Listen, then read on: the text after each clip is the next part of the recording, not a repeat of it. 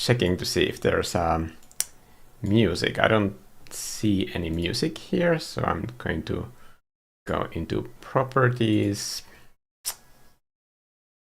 I wonder which one of these it could be. This? Can you hear any music now?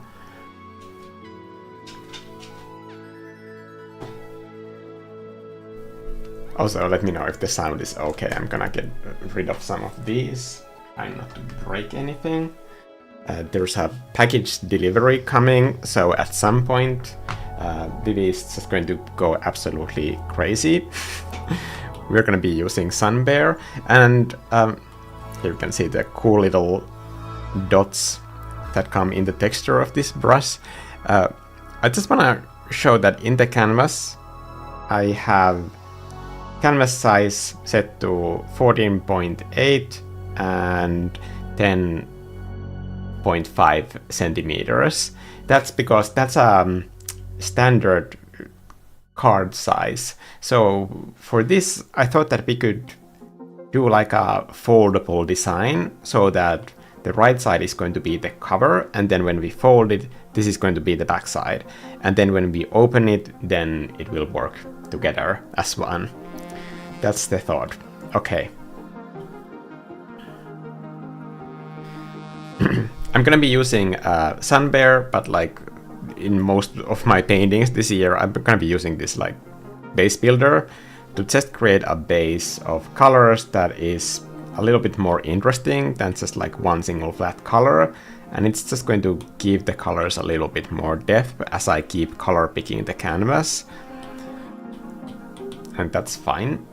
It's just, you can do a paint bucket feel for this face as well, but in my experience, I've noticed that the colors end up becoming like way more rich and vibrant once I just do this simple step. Okay. I'm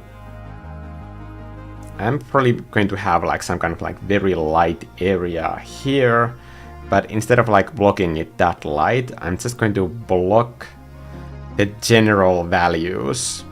Kind of like almost like I'm squinting, looking at the painting, and then it's gonna come into focus later on. How is everybody doing? It's been a really long time since I've done one of these live streams, so let's see if I can still paint live. I've been painting a lot because of work stuff, and then I had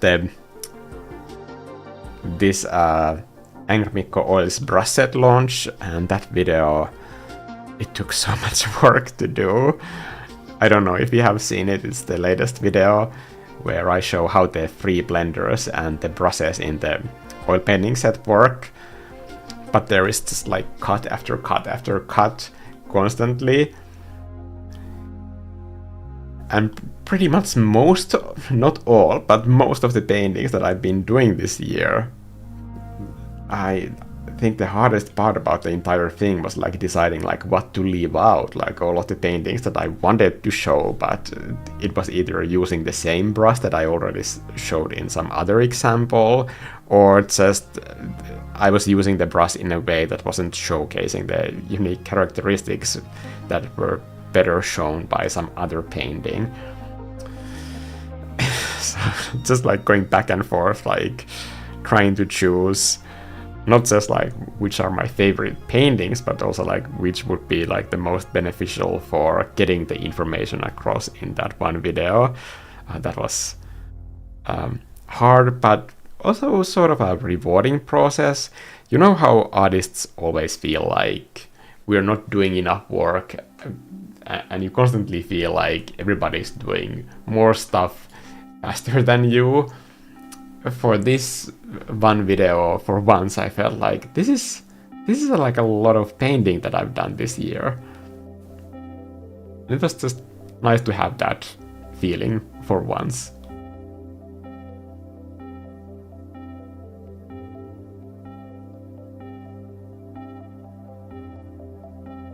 Okay, now we have some kind of like blobby look to this.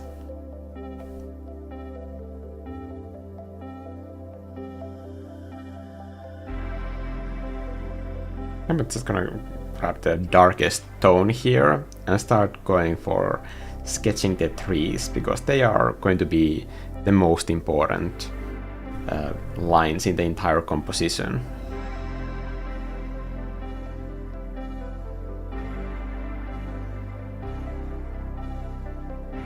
Just for reference, I'm going to go into this crop and resize for, or I could do like selection as well.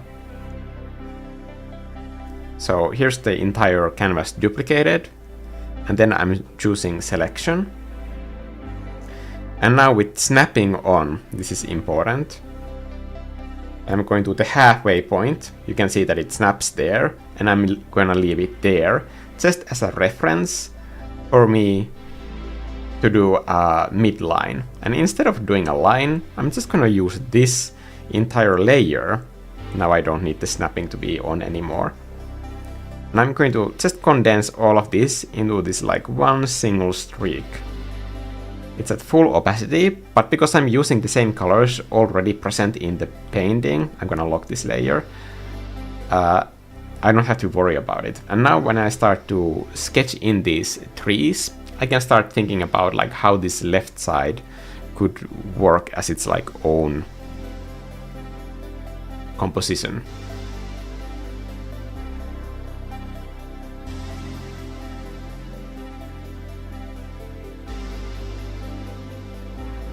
And I don't need a separate drawing brush for this. I'm just using the same SUNBEAR-brush, just in lower scale. Now that I am going over the halfway point, I need to be aware that like just how much is going to be kind of passing over that border, so that there's enough branch here on the right, so it doesn't look like few weird twigs peeking from the corner. It needs to be substantial enough to be readable.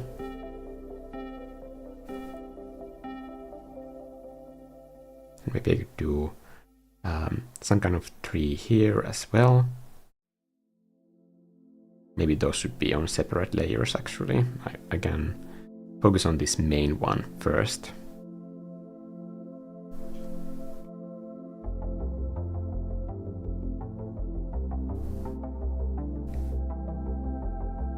You're alive.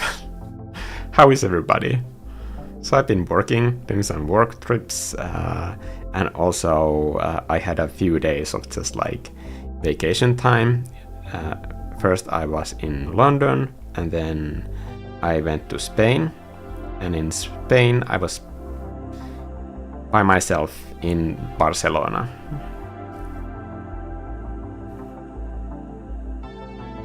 So some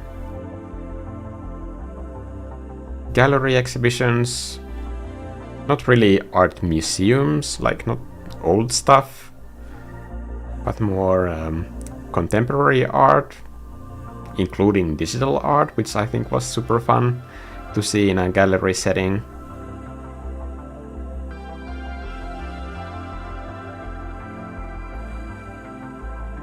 And then I walked and ran around a little bit. I was kind of like checking out the routes, because I know that in Barcelona there's a Barcelona marathon, to see like what that route would be like.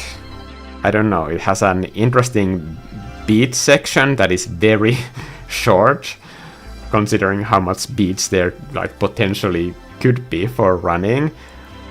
But this massive section of the marathon route, especially in the end, is just like in the middle of the city, like these straight city blocks. You're just running back and forth the same roads. That to me seems like psychologically the worst kind of routing for a marathon, because I just like thinking about different sections and the feeling of like making progress. I don't really get that feeling of making progress when I see that other runners are coming towards me, the faster runners who passed me, that I need to run the same thing, pretty much the same route, back to the other direction. I think that's always just like, for me, the most like mentally difficult aspect of any long distance event.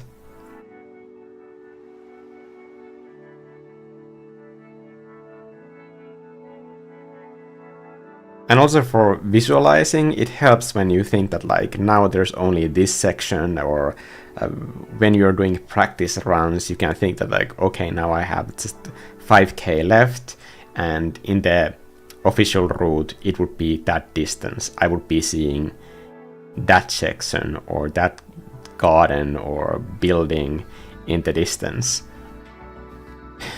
But when you have to kind of stretch that out, that for this section I will be running back and forth in that same area for a third of the entire distance, oof, I don't know. For me, that would be rough.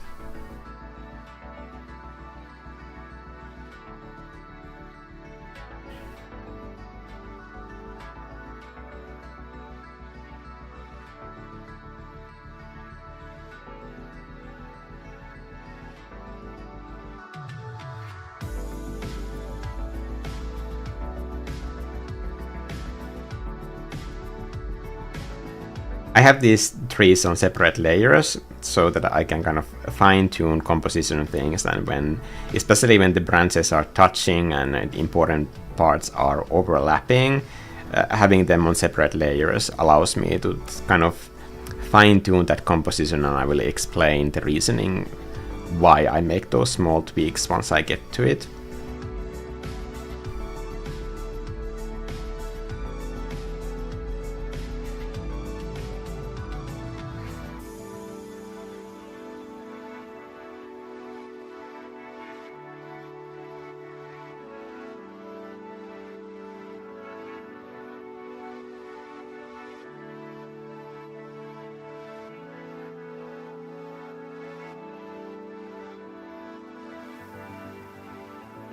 How is everybody doing? Did you survive the dark part of this first part of winter? Despite having so much work, definitely the trips helped me kind of like break up that feeling of darkness, especially here in Finland. The darkness of the fall and winter can be pretty oppressive. Oh, I painted on the wrong layer.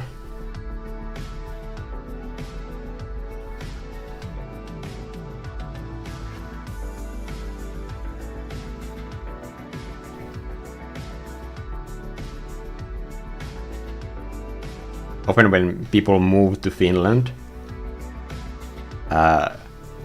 they say that like I am still getting used to the darkness, and I always laugh that like there's no getting used to it. It's not normal to be in dark for so long, and it's completely fine to feel like it's kind of getting to you. Getting used to it would not be normal.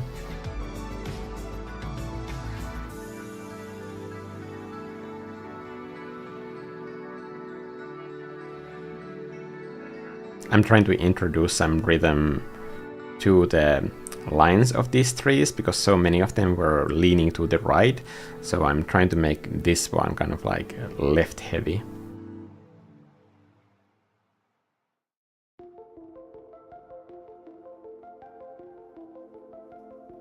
It's okay if like all of your tree trunks and branches are leaning to the same direction. That does happen in real life, especially if there's like a coastal wind that is pushing them to one direction. But for the composition of your painting, you might want to introduce opposing lines to kind of like emphasize that lean, or so that it's not accidental and there's something that is giving rhythm to the whole thing. It's kind of like colors. If everything is just like the same color, it tends to be too easy to read and not really give the eye anything to hold on to. So when it comes to lines and line rhythm, the same applies. Like, of course, you can have your main theme, just like with colors.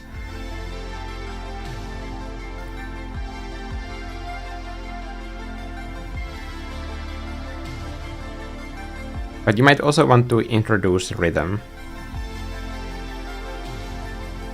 that gives your painting, and even if it has that theme, that to give it something that is kind of like pushing back against the theme, and that can be a way to kind of pay more attention to it.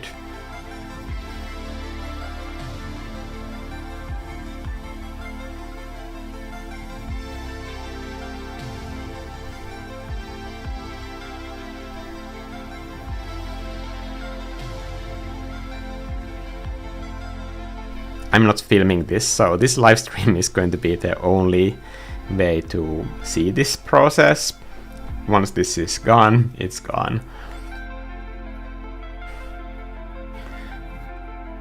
I still have to render one video for the Baltic Sea interview project, where we are interviewing all these different scientists and just like basically the experts in their own fields who have kind of like opinions and knowledge on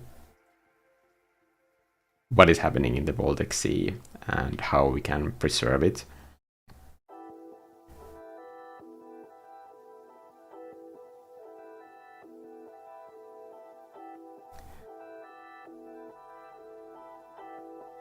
So I'm trying to paint in a hurry here, because after this live stream is over, my boyfriend is gonna come here and help me pack all of this filming gear with his husband, and we're gonna need all of this equipment for filming to do one more of those interviews.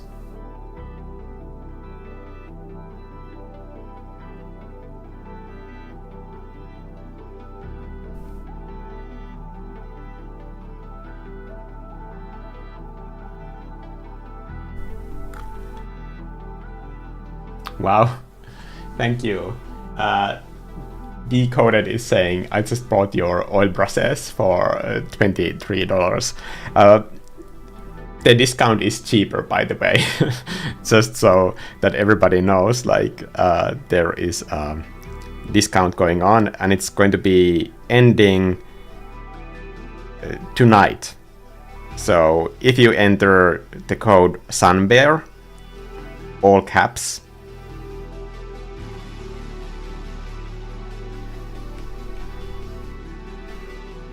at checkout, you can get a 30% off. But this discount will be ending tonight, so if you're looking at this live stream later, you will miss it.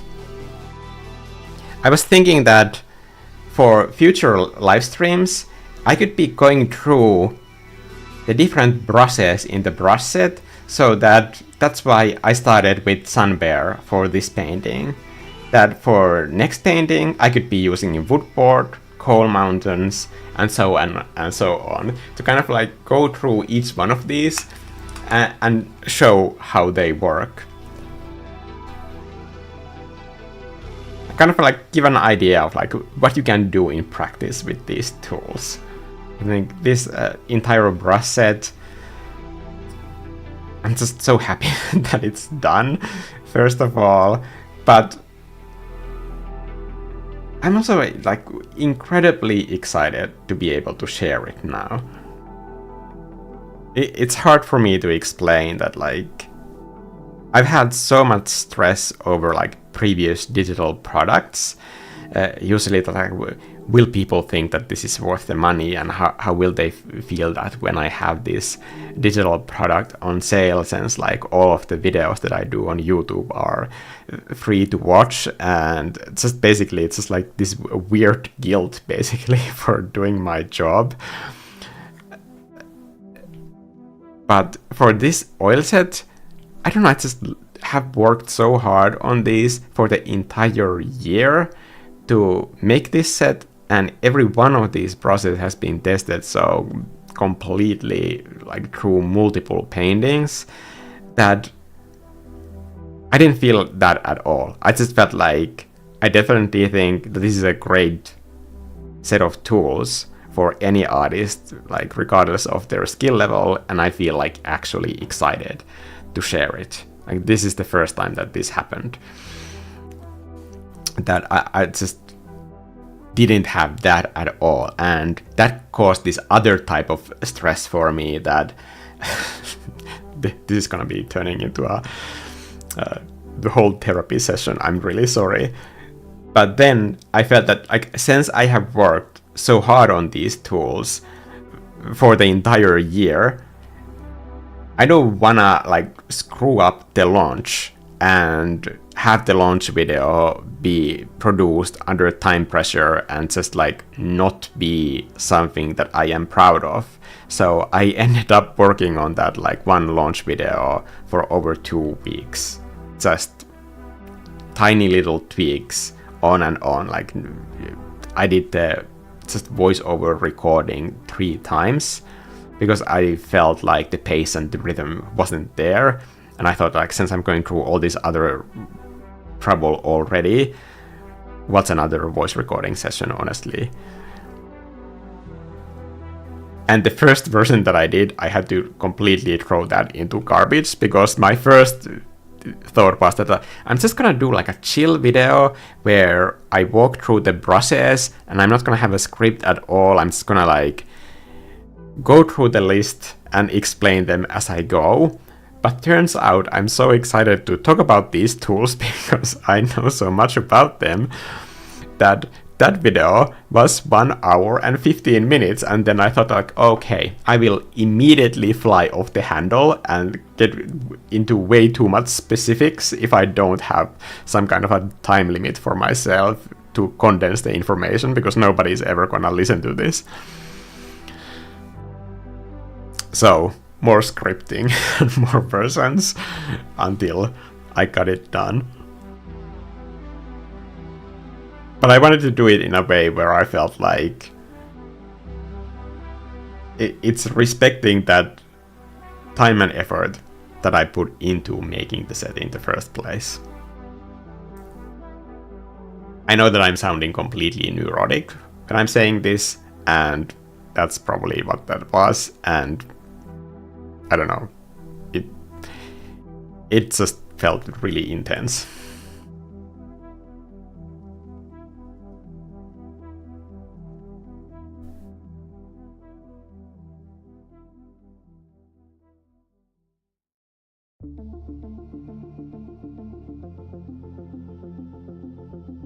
I'm thinking about the shape language of these trees, and I don't have a very specific tree species in mind, but I do want this tree species to look like it's all the same trees.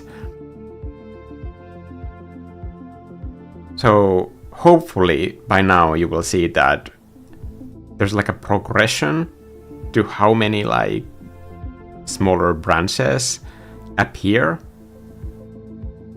as the trees age, and they should be somewhat similar.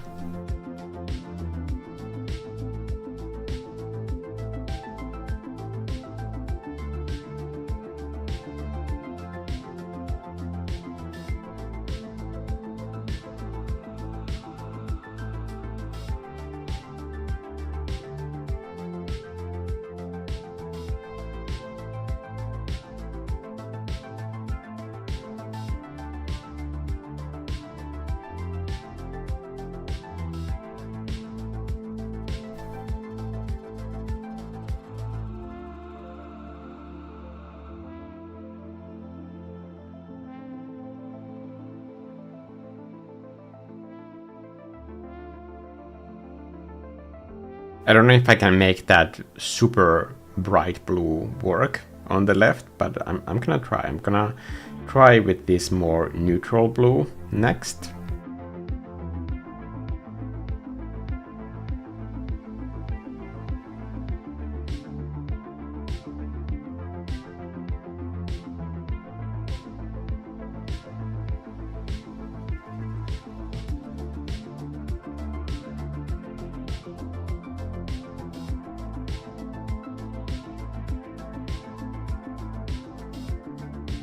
increase the size. If I just do like very loose brush strokes, like sideways like this, I can get that texture. You can see that the texture of these brush strokes is oil painting canvas texture, but it's one that has been gessoed with very thick, smooth gesso. So it doesn't have like a coarse, dry texture, but it's more filled with paint already. And it's giving the tiny little holes that come in the paint strokes a bit more organic look, that it doesn't repeat as often.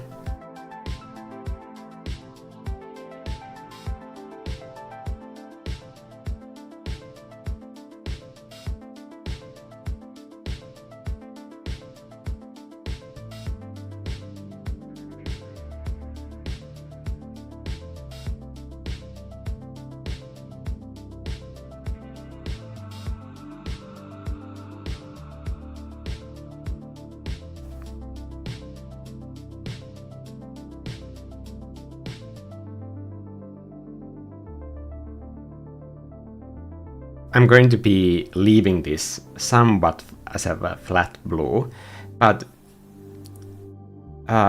just to kind of like show what you can do with color layering, I'm gonna pick a completely different color for the base of this here. I'm just lightly brushing over these surfaces, and you can see that the texture is building up over here. And now I'm picking the same blue color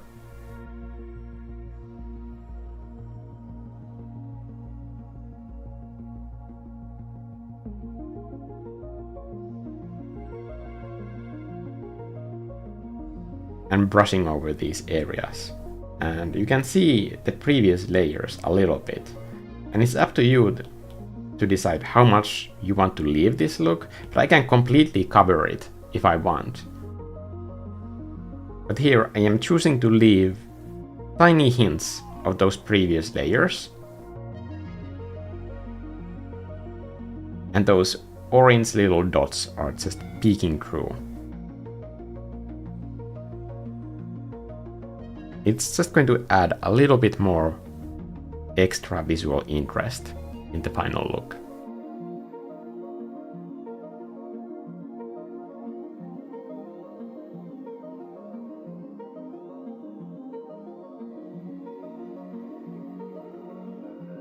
With the edges, I want there to be a full coverage, because I'm going to be using this as a clipping mask layer. And because it's a clipping mask layer, it's going to preserve that texture and those previous layers as well.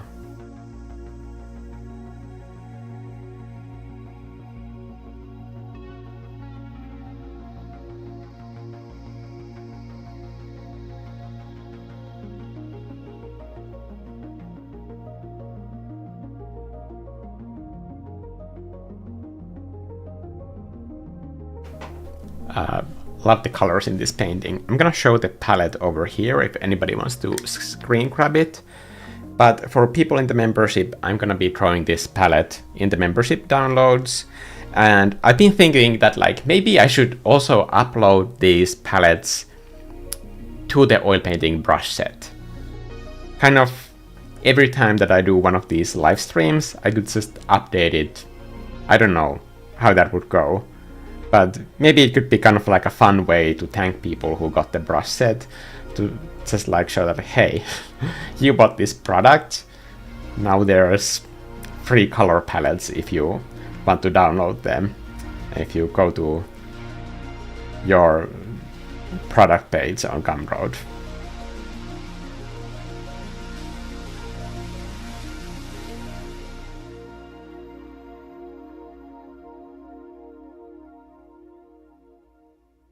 I don't know if that makes any like business sense, because I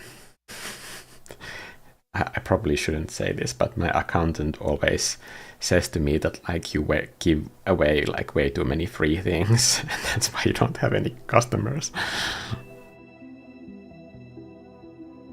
Honestly, he's probably right.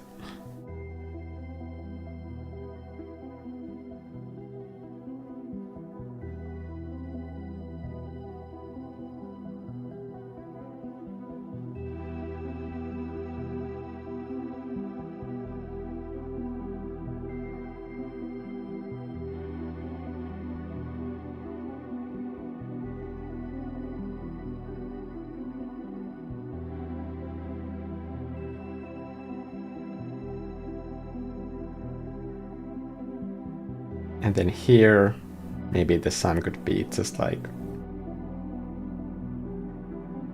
lightly creating these like round, soft mounds to give some shape language contrast between those hard branches, and there's probably going to be silhouettes of the trees in the distance as well. So these are just streaks that are going to be contrasting with those elements.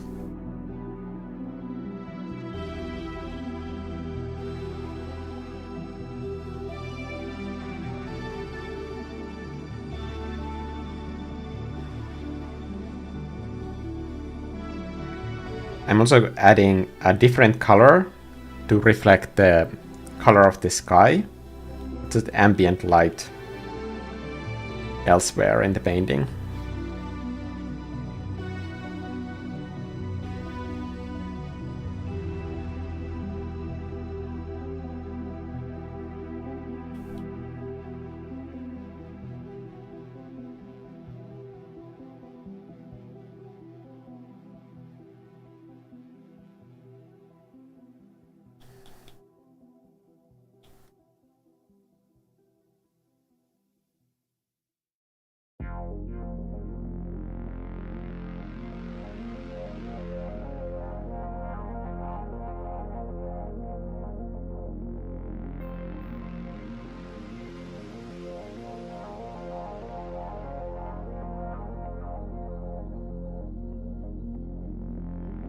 These probably shouldn't be brown, so I'm gonna fix that.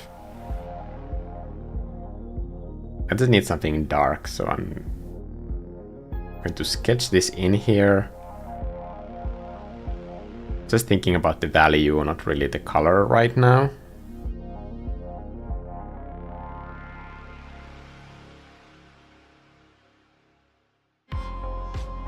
This is probably a better color.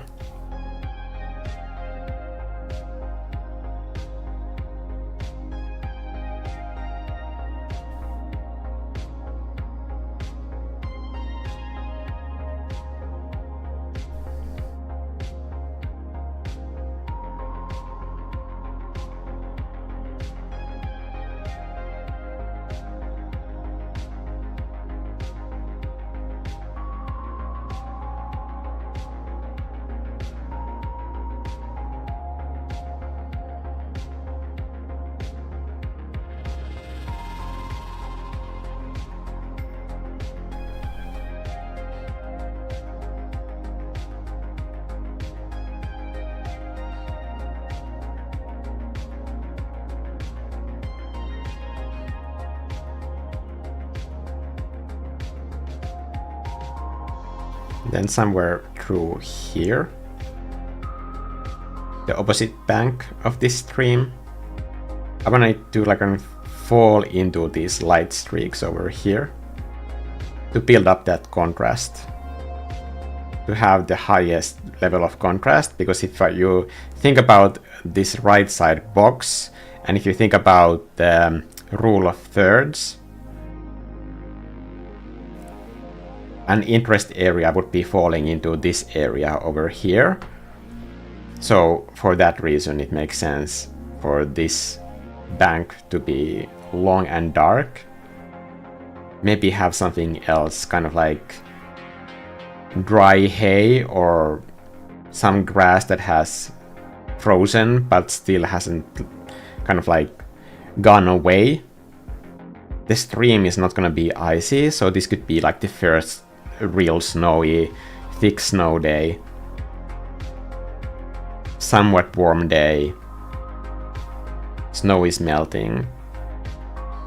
I'm kind of figuring it out as I paint. Like maybe one of those days, like when it's still warm, snow doesn't stay for long in the first times that it snows.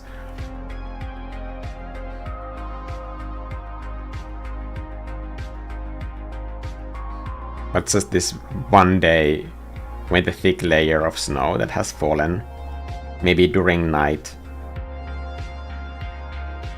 has all the edges rounded, because when it's melting it kind of gives this very soft look to the entire landscape. I think it's somehow dreamy to me. That's why it's such an interesting subject to paint.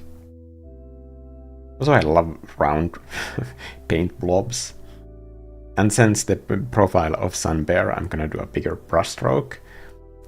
The brushstroke profile, and by profile I mean basically like the silhouette of like one single brushstroke. Even when I do a light brushstroke, where I'm showing the texture of this brush, you can see that it's pretty like even on the sides. The only grittiness comes from that texture when I let it be part of the painting.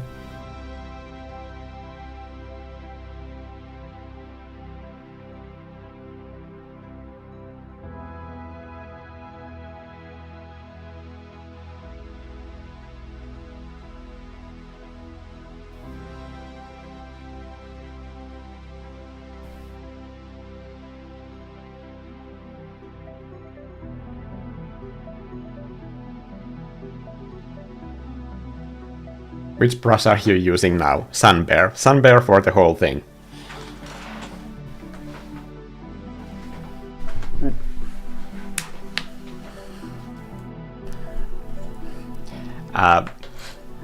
If you haven't seen what SUNBEARs look like, I highly recommend doing that. I think they have a very unique pattern on their face. They look somehow oddly spiritual creatures. Maybe it's just me. I just think that SUNBEARs look like they could be a monk. Or some kind of like meditating creature in a fantasy world.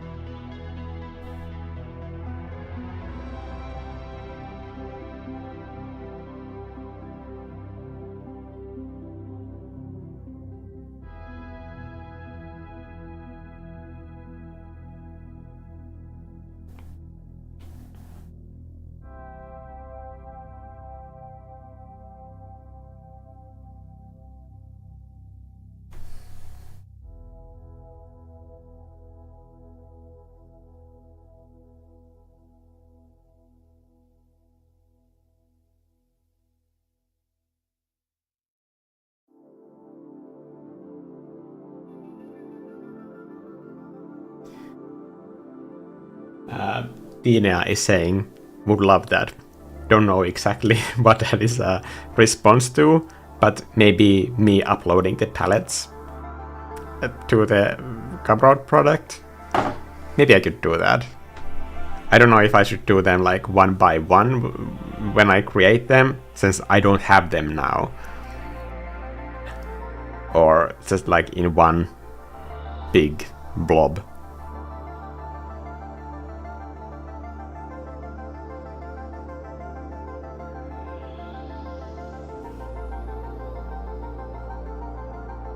There's just something super nice to be able to say, like send an email to customers that like, hey, the thing that you bought, like now I have made this free thing for you.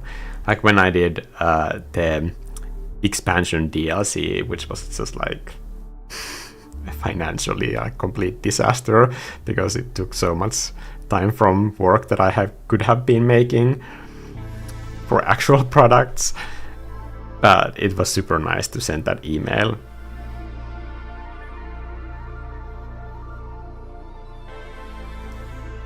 That I had made like completely doubled the size of the entire art course.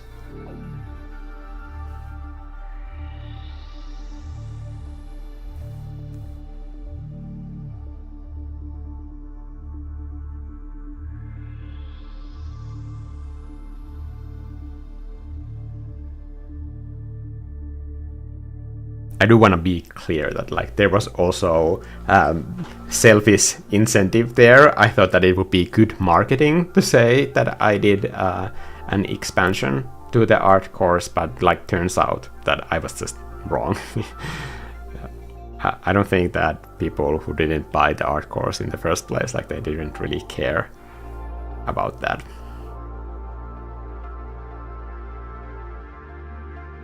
Which is fine, but when you're like a solo business owner, you learn these things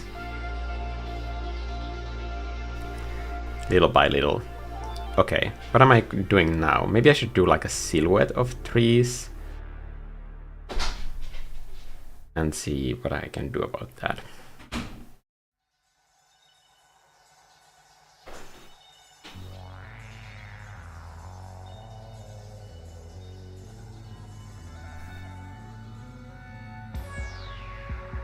It's gonna like blob it in first and then work on the silhouette. Maybe have it on its own layer.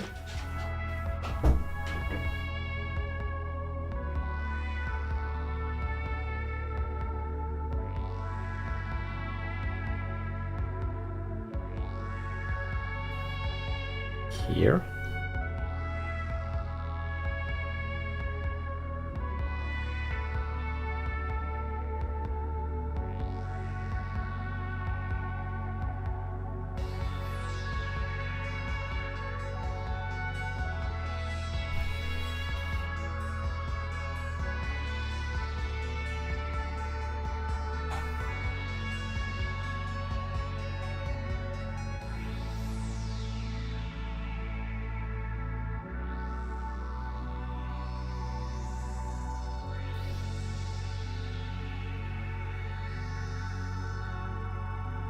I'm gonna try to make this area of the forest a little bit more uneven.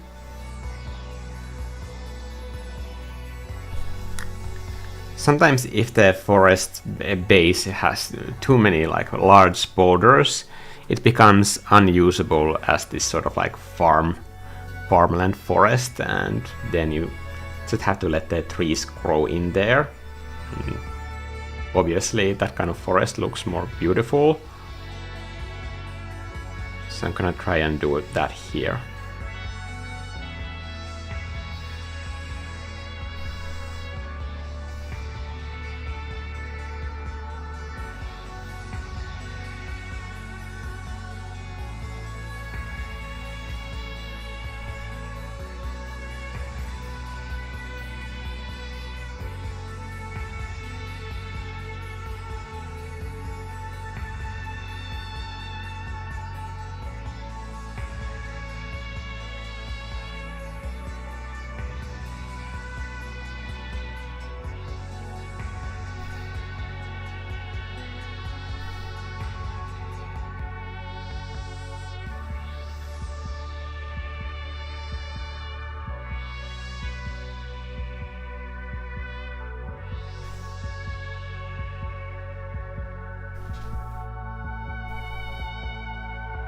It's easy to do these kinds of elements with just those sort of like tree-line stamp brushes, but when you're doing brushwork like this with just one brush, you end up putting way more thought into each tree, not just how individual they look, but where are they in painting. Like some trees you want to leave kind of more blobby and less detailed, and some trees you want to give a little bit more character and kind of more unique broken shapes, just because in that area of the composition you need a little bit more active texture to grab the attention of your viewer.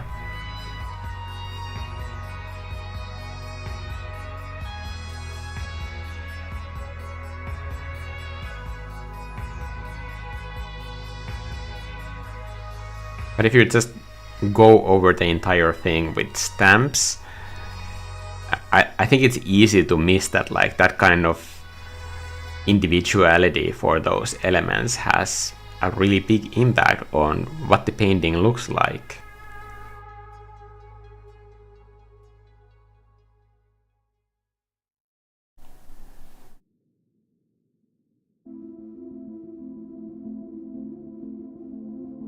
And it's not that much work, honestly.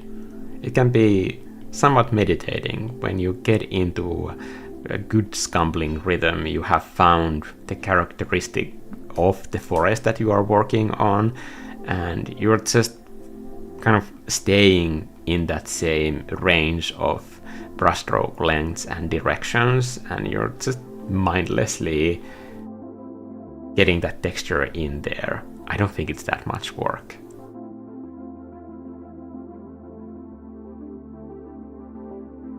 If I automated all of the work away from painting, then what would be the point? Because I actually enjoy painting. I don't want to give away this part of the process that gives me so much joy to work on.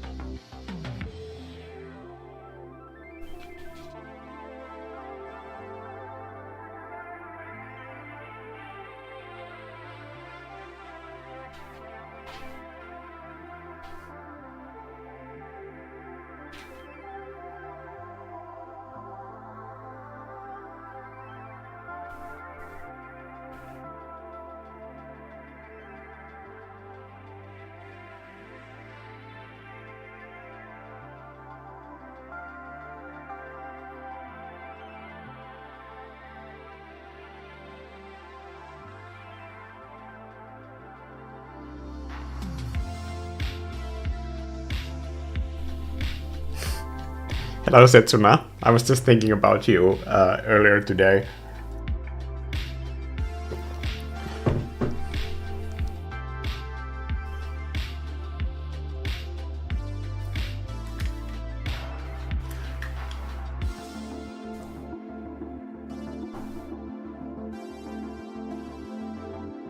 By the way, like, sorry for the super ghetto lighting in here. One of my power tubes, the one that gives the colors to the background, it's in the bag already for the interviews tomorrow.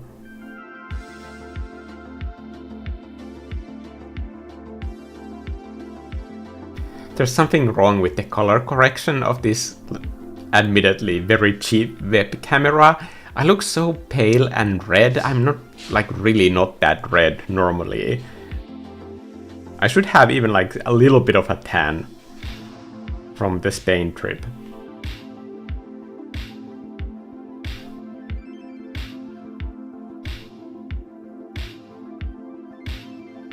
Not that I think that like tan is some kind of like a visual aesthetic that I aspire to. Like, I don't do like any sunbathing in the summer, and I'm not going to. I'm like 100% done with that.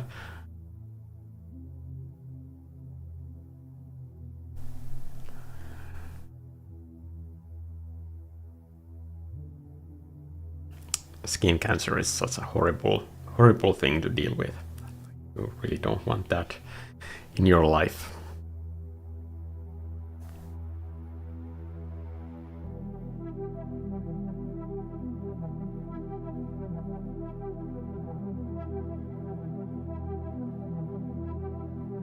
Now that the product launch is finally done and the brushes are out there, I've had a few easy days when honestly I haven't done anything productive.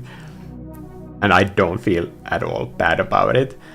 But I've been playing 3DS games again, mostly Pokemon X and Y, when I've been designing that park for Pokemon ZA. I just went through so many like resources, like exploring the look and feel of Legends ZA. It didn't really make me want to play that game, but it made me want to play X and Y, because I never finished it. So I thought that like I'm gonna start it from the beginning, and this time I'm gonna finish it. That happens to a lot of Pokemon games that I play, that I enjoy them a lot, but just like getting to the end, after the halfway point, like often I just drop them for whatever reason. It could be like another game comes out or stuff happens in life. But these days I'm kind of a more like slow gamer. I don't play the latest and the newest games anymore. I have lots of old games in my backlog that I bought because I think they're good, or they are from developers that I like. So I've been just going through my backlog, really. I'm the kind of gamer that, like, for me, visuals are really important for the enjoyment of the game, but graphics are not at all important. Like, I literally don't care if the game came out 20 years ago, if the visuals still look good, but if the graphics are bad, like, I really don't care. I don't even see it. Even if it's like a frame rate thing, like some game could have like frame rate issues or something, like I literally cannot see it. I can like only see the visuals and the visual design and the art direction of the game. That is what matters to me when I'm playing a game, or even when I'm choosing a game to play. I still very vividly remember playing Shadow of the Colossus on PlayStation 2, and when I was playing that game, I didn't think that like, wow, there are such hard like frame rate drops. That wasn't a thing that people were concerning themselves with at all. And as I grew older, I never like developed that sense that like I need to have 120 frames per second or a game is trash. Maybe it's just what you're used to. And it might have something to do with the types of games that I play in the first place. Like, I don't play shooters because I can't aim anything. Never developed that skill, and I think I'm too old for it. Also, all first-person shooter games are the same. It's like a whack-a-mole game on your screen, and that's the entire game design. Like, to me, it seems that way.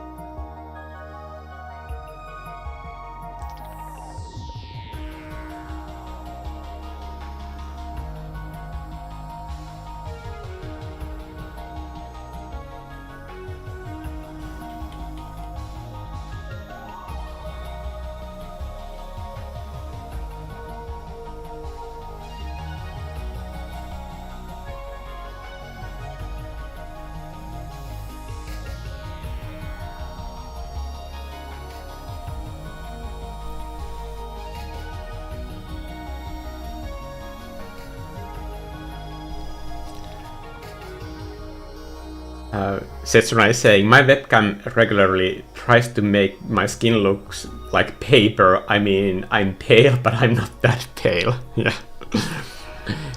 For me, I noticed that like it fully looks like I have like red lipstick on, and I assure you, my lips are not that red in real life. the green shirt is probably not helping.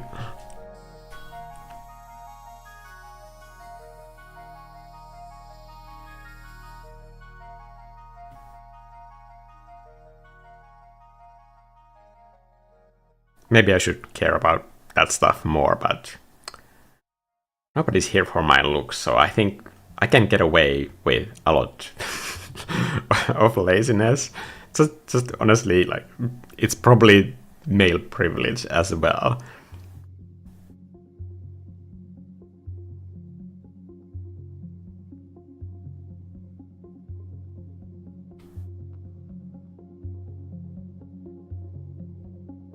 I don't have to put on a face when I show my face on camera. Like, I know that I have it quite easy.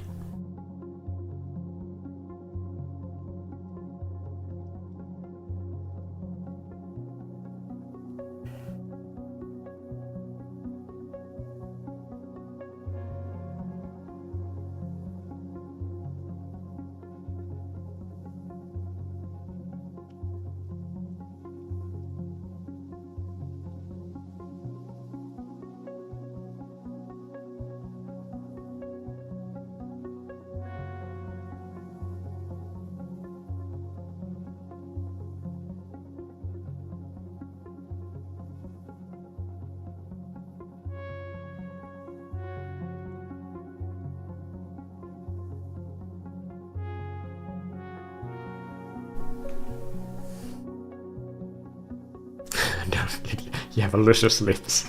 Yes. I'm just preparing for my own like makeup line rollout, but it's a secret. Don't tell anybody.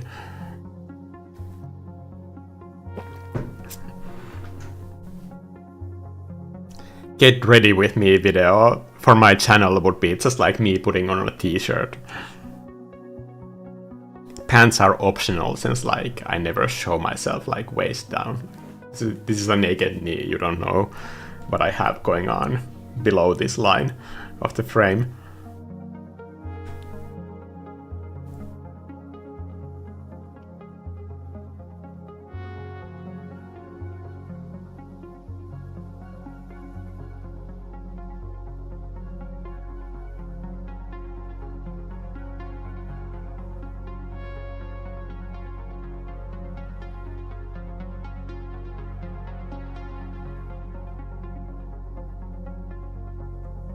I think I wanna hide some of this contrast over here, so I'm gonna do another tree line that is gonna end somewhere over here. I think that makes sense.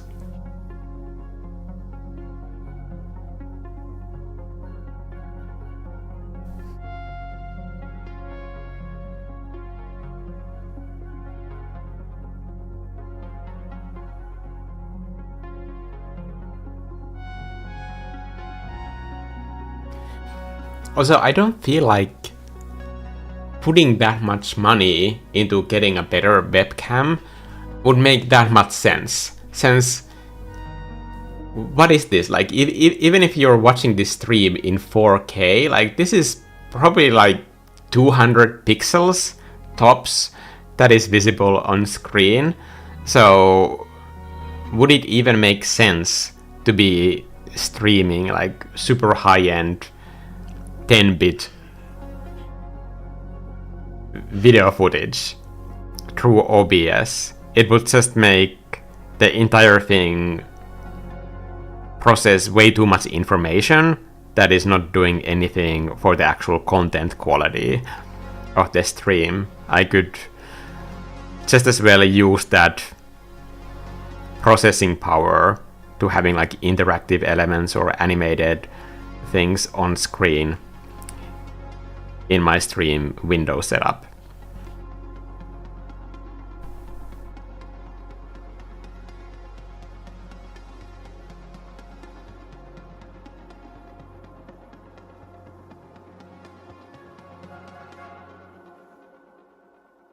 Actually, I'm gonna leave a small hole here, because then I can have the sunlight peek through these like different triangles and holds off this wall of forest in the background, and then I can play with light in these areas where the sky is peeking through.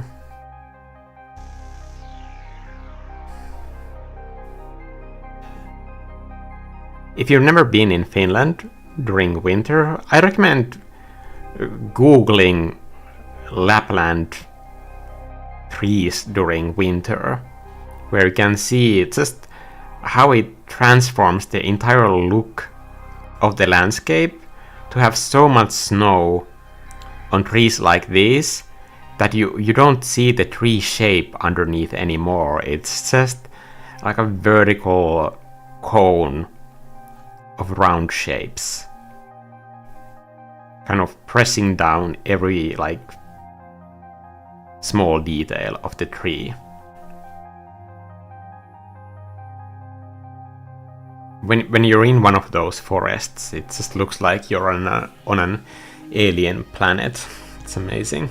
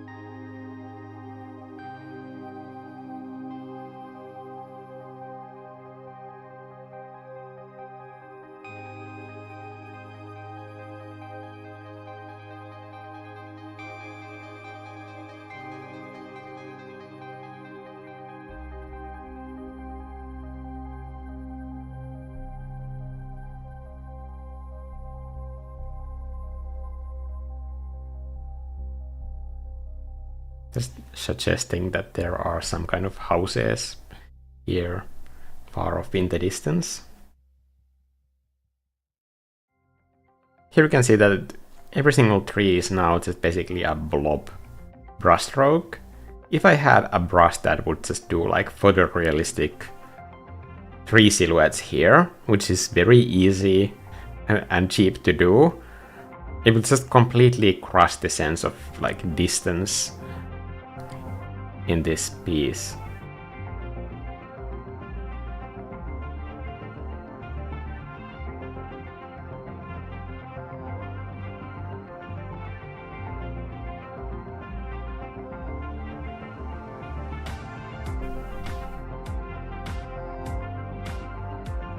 I'm gonna lower the middle line, where like if this was a Christmas card, that's the middle line where this would be folded. So I have that as a locked layer. I'm gonna unlock it and then just adjust the opacity a little bit. I can still see where it is.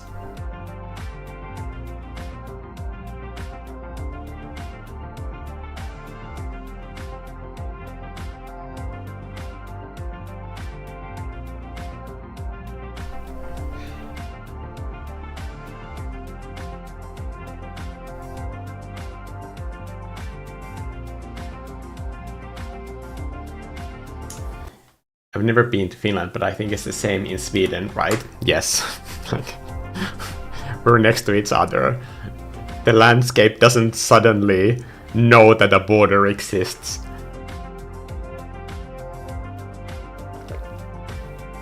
I'm from North Sweden and love winter and snow. You live in Sweden and you've never been in Finland. Like, how does that happen? Like, how do you go about your life and not visit the country that is like right next to you? You've probably been to Norway, right? I've been in Sweden tons of times, and now I've been in like Norway as well several times. I was just talking with a person from Norway right before this stream.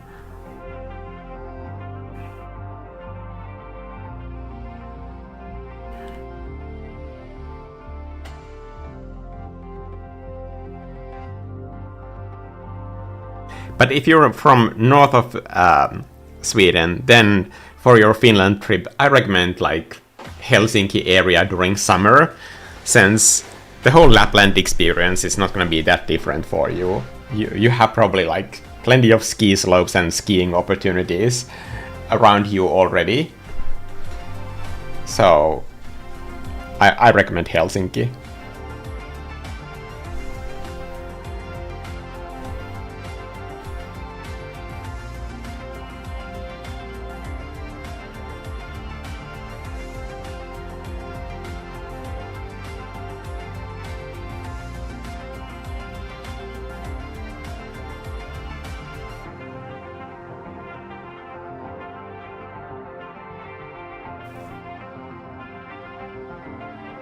Mikko, I have lived less than 2 hours from the border with Canada for most of my life and have never been there.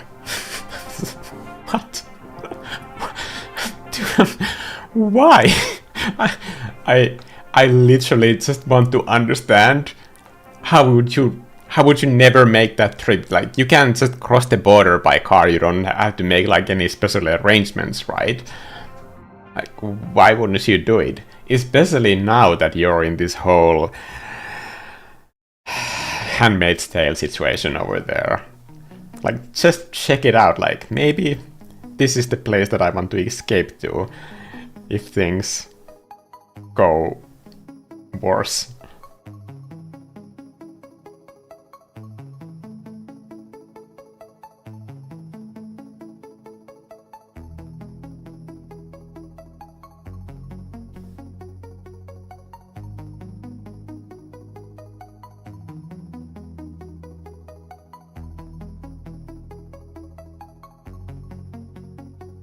I want to have a dark cloud here where there are so many different branches intersecting in this one area. It's not the main point of the painting, so I'm eating away some of that contrast with this cloud placement.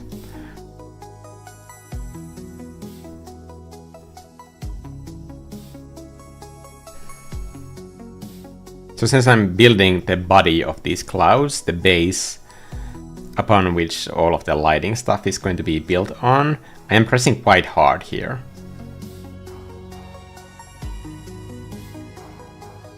So right now I am not using that canvas texture of the brush.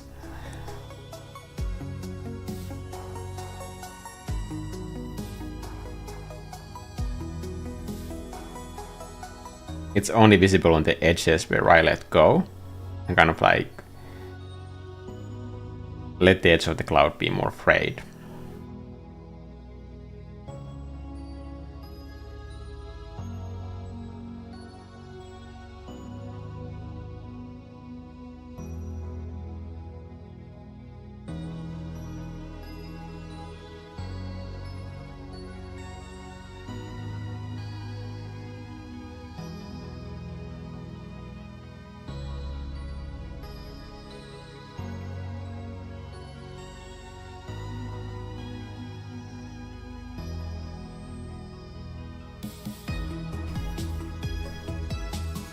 Notice that my video is completely offset. Is it this one?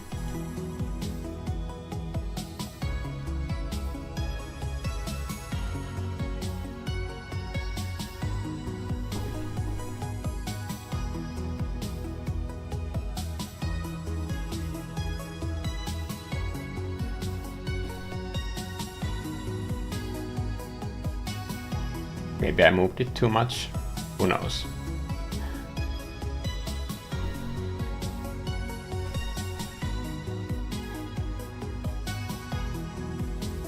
Sometimes you just want to do a live stream and make some art, especially when I was making this product launch, and I was pretty much working from 7 to 10 every single day for several weeks to do it. So just being able to like be here and paint something, like literally anything. I could be doing a doodle. I was thinking that like maybe this should be a doodle stream. Maybe I should do that next. It feels like such a privilege, and this is honestly what I was looking forward to this entire time.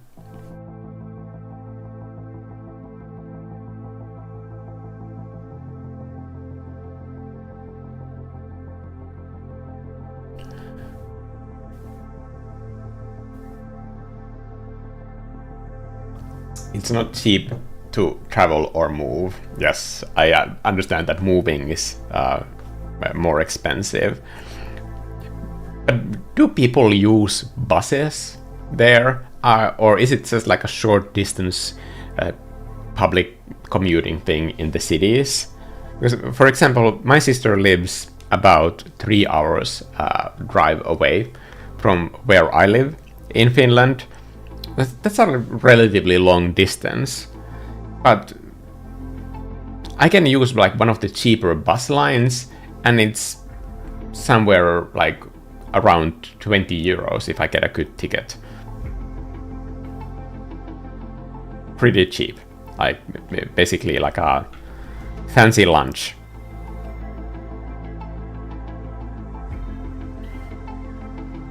Less than a fancy lunch, definitely.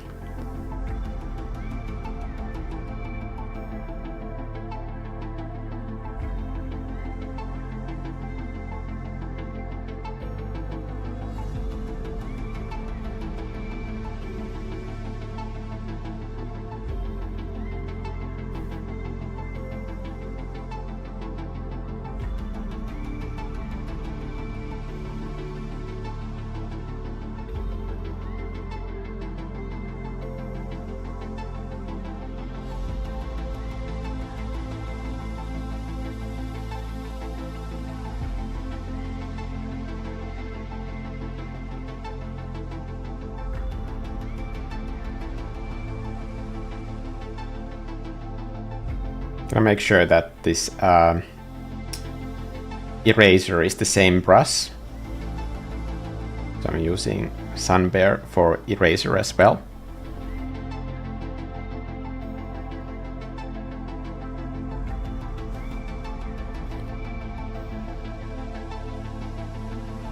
By the way, I'm not at all saying that everybody should have at least 20 euros. Trust me.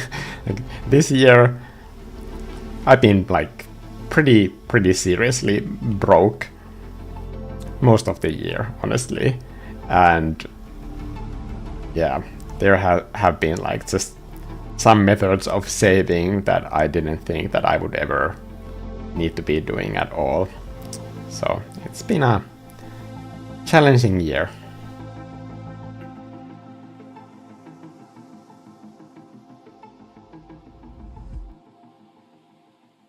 So that was also one of the reasons why I felt like absolutely devastated back just a few weeks ago, when I was like trying my best to crunch so that I could release the brush set before the trips, and just realizing that like I cannot do it in time. I was just absolutely like, how do I manage the cost of these travels? It was a pretty bleak moment.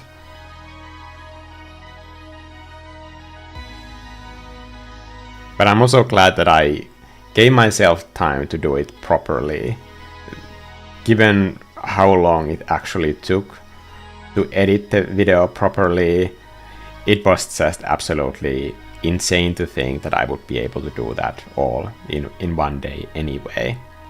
It just was absolutely in no way would have been feasible.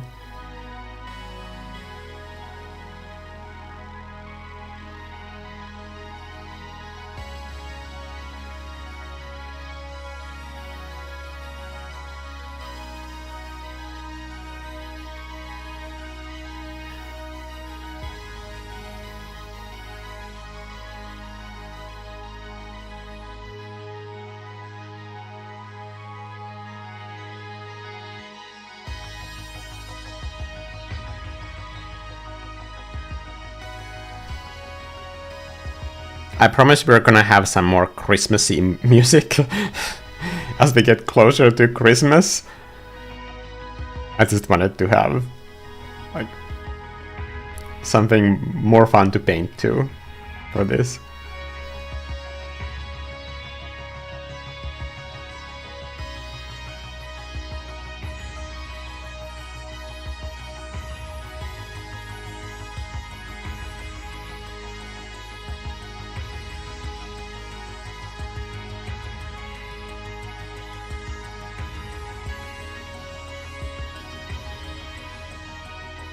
I'm gonna try putting some kind of like dry dead hay poking out from that bank of snow on the right, because that could be an interesting contrast point. This is probably too bright, but I could start somewhere right here. Let's see. I could do like full yellow as well.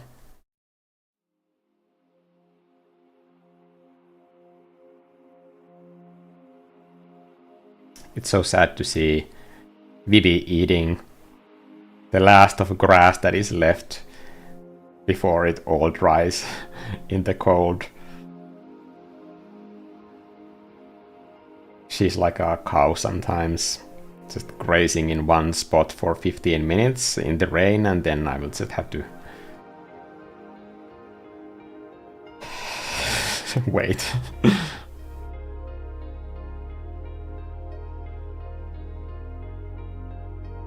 Sometimes you just want to walk speedily through one area, but when Vivi really wants to smell something, she's pretty good at telling that, like, no, like this is what I want to smell right here. I want to take my time. And she's pretty good at expressing her needs when there's something that we can't rush past, that we need to stop and stay for. And I hope I'm pretty good at letting her when I can, when I have the opportunity. Like, I can't always stay out an entire hour for every walk. But when I can, I do.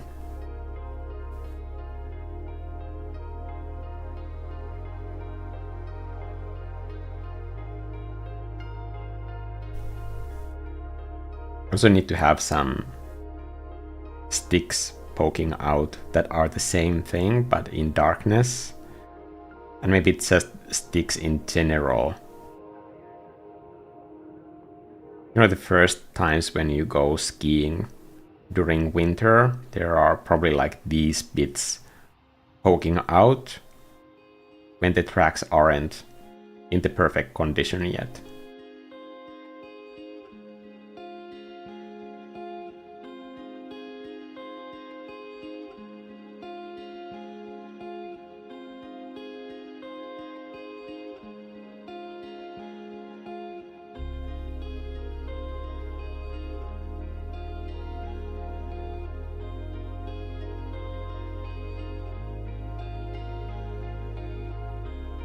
I'm gonna use the eraser and try to cut a uniform base for these to give the impression of like snow.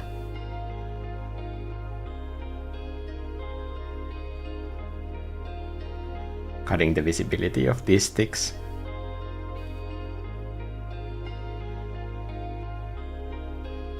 It's not a line, but it's kind of like a uniform arcing endpoint to a chaotic line rhythm, which is almost the same as a line. Not quite.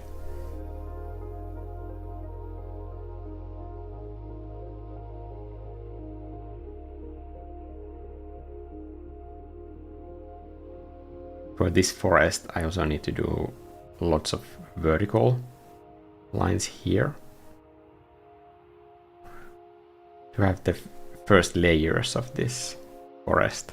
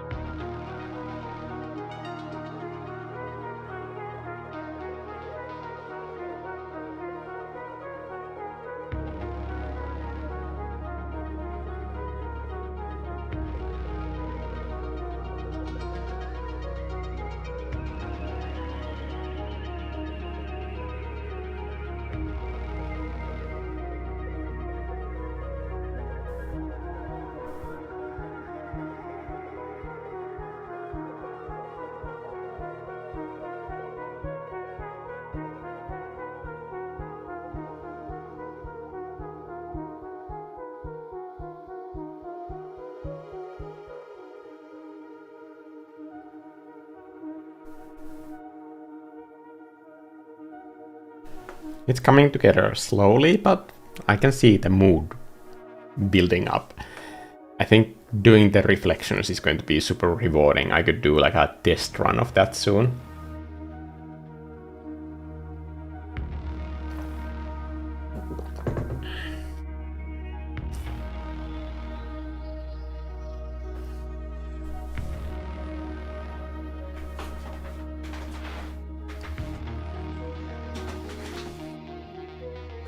Getting a visa is not easy. Okay, I didn't know that. In Europe, you can go to Italy basically like you would go to a town next door. Like anywhere in the Schengen region, you can travel with the same passport. They are different countries, but just having a passport is enough.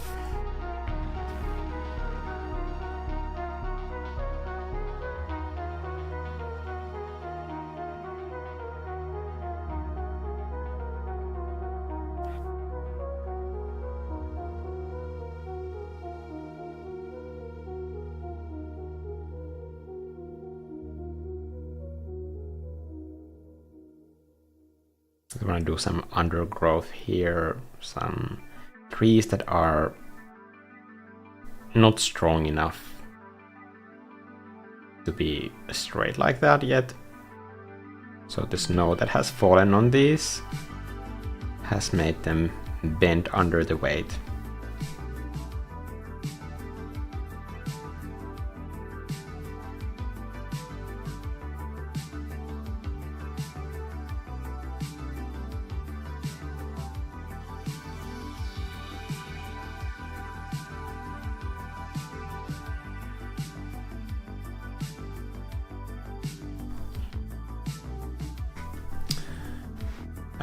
Hi Mikko, just bought your brush set. Thank you, Liaxi2910. Glad you made it to this stream as well. We're currently using SUNBEAR, and that's how I've made this entire painting thus far. How much do we have time? Not much. I should probably be wrapping up soon, so let's do all of the fun stuff as quickly as possible. So for these sticks, I'm gonna do a clipping mask.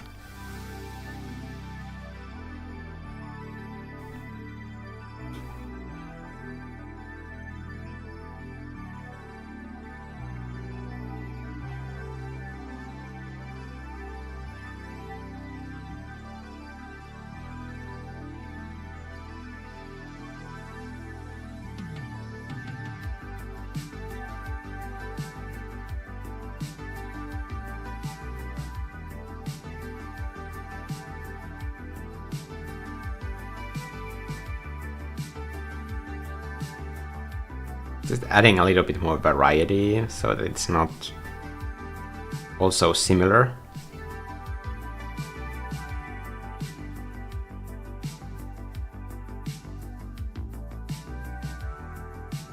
Very loose brush strokes.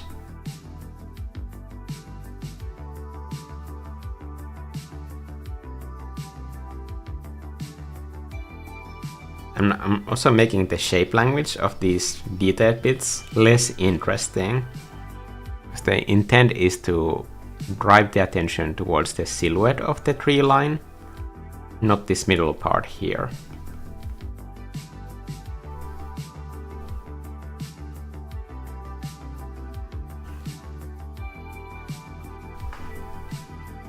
For the reflection on the water,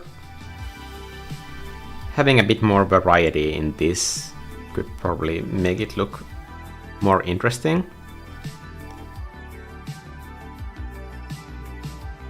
Especially if I look at this part of the water that would be reflected, then I'm gonna use that as a guide for where I'm doing these forest sky holes.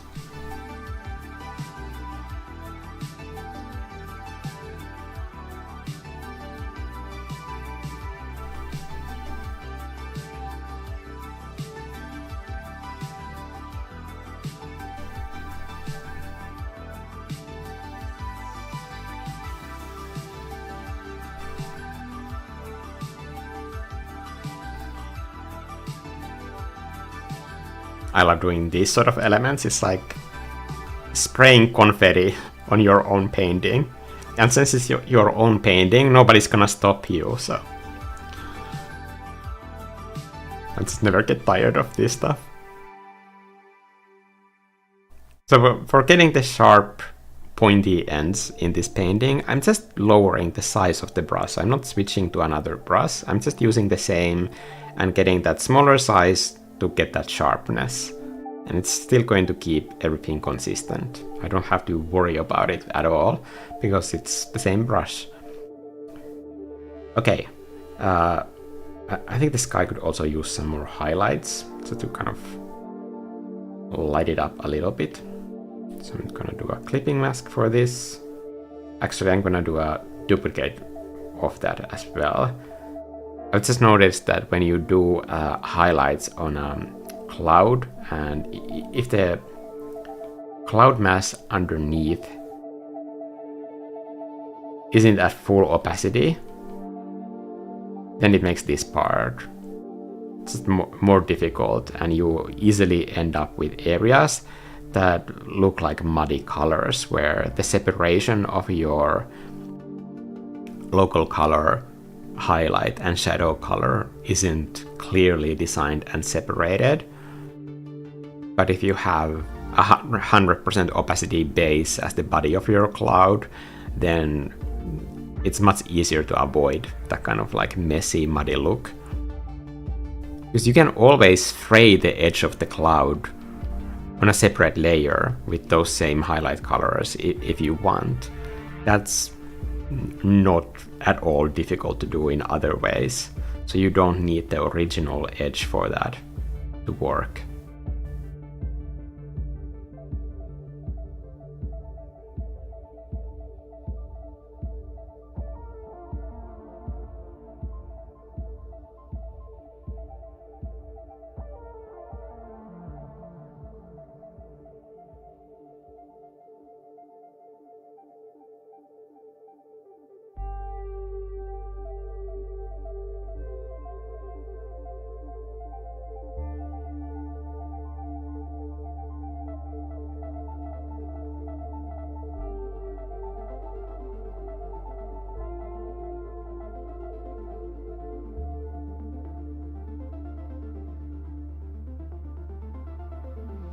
Just increasing the size of the brush, and I'm very lightly brushing.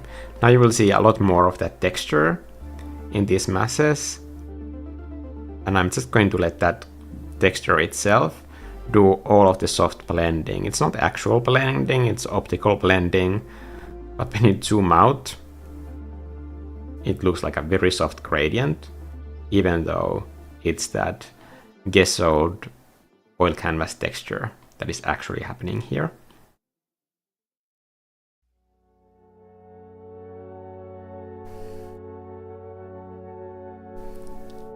How close do you zoom in to your details in your art? I always get stuck around blocking. I recommend zooming out as much as possible. In fact, to get to the end of this live stream, I really should be like sticking to this zoomed out view from this point onward.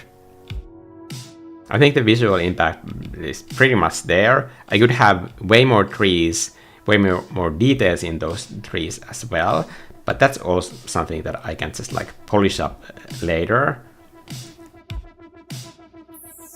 What is important for the trees, I think that part is already there.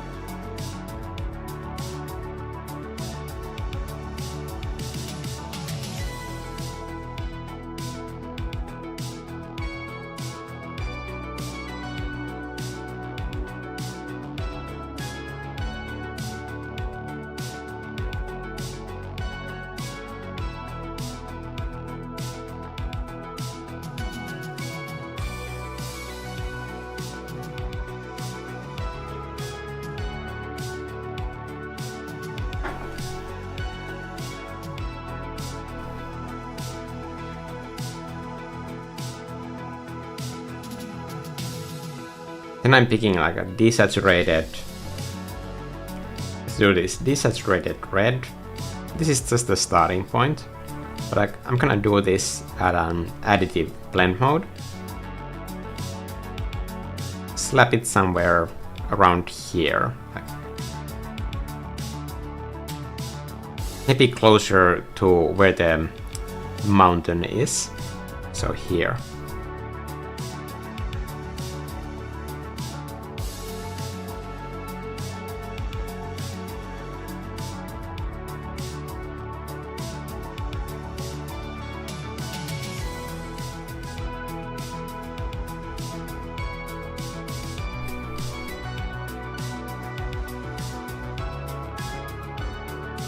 I'm gonna add this into the swatch, so it's gonna be on the top right corner, because this would probably be like pretty much impossible color to find otherwise. It's just designed to work in additive blend mode.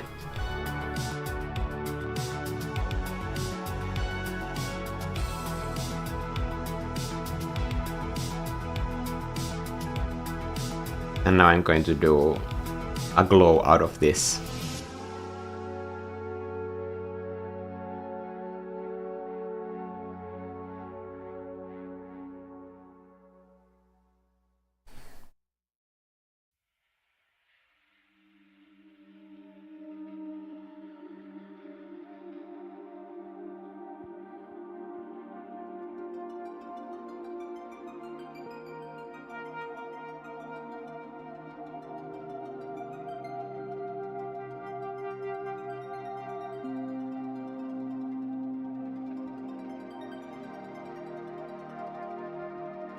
I also want there to be this sort of like orange fringe to this tree line over here. So I'm duplicating the entire layer, and then on the lower layer I am adding a soft Gaussian blur. And for this Gaussian blur, I'm gonna be using this orange color from the painting, and then just drop it on a clipping mask fill. Maybe even darker than this.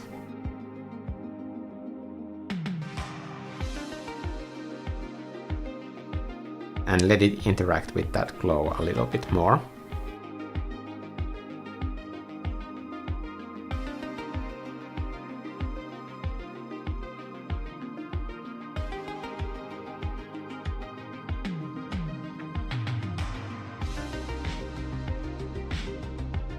And then I'm gonna remove it from these upper parts.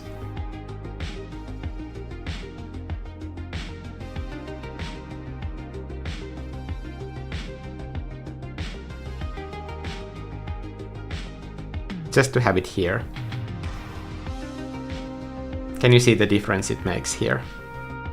Just adds that kind of like punchy orange, especially to the sky holes, where the sunlight is filtering through the soft needly bits of that forest mass.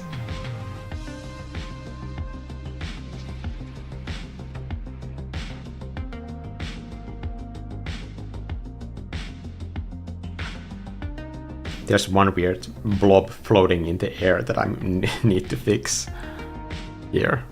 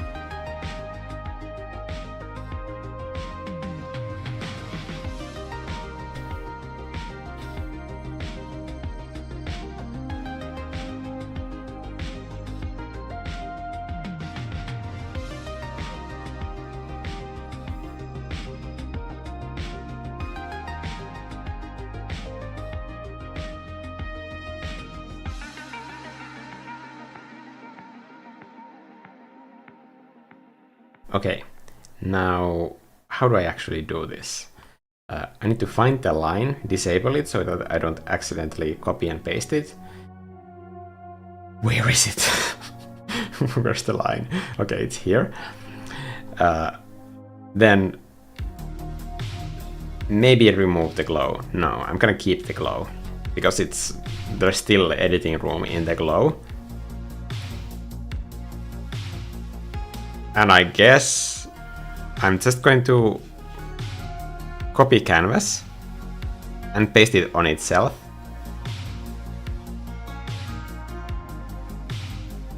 And drag it down where I can use it as waterline around here, just above the sky. And now I'm gonna piece this in two pieces because there are two shores that need to be visible here. So for that reason I am grabbing the selection tool and then just grabbing this entire right hand shore.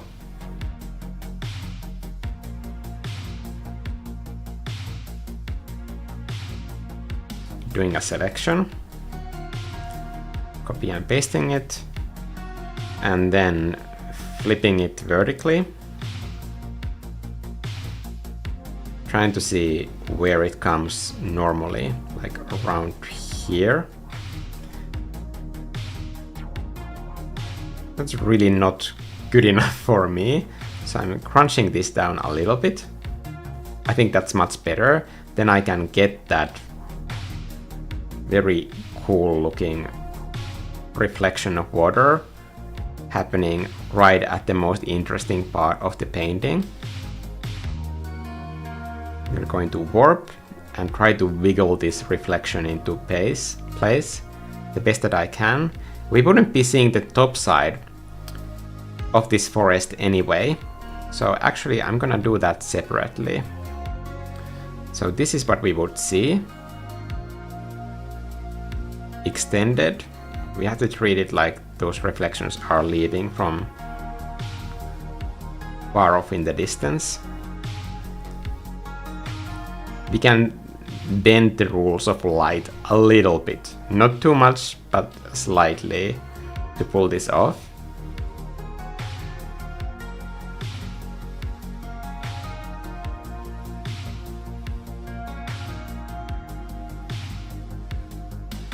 And then maybe I can reconstruct the reflections from this bank by hand.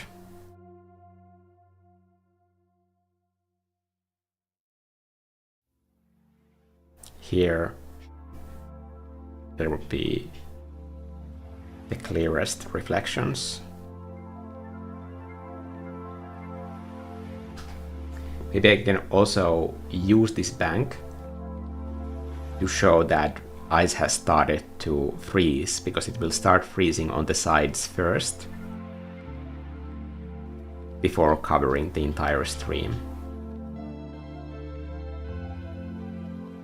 Okay, that was pretty quick and I think believable enough.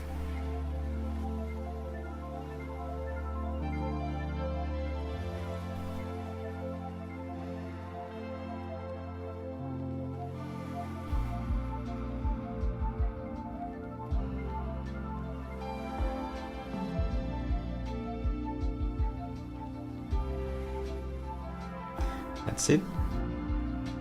And for the left hand side, I am going to grab all of this and then just cut it away.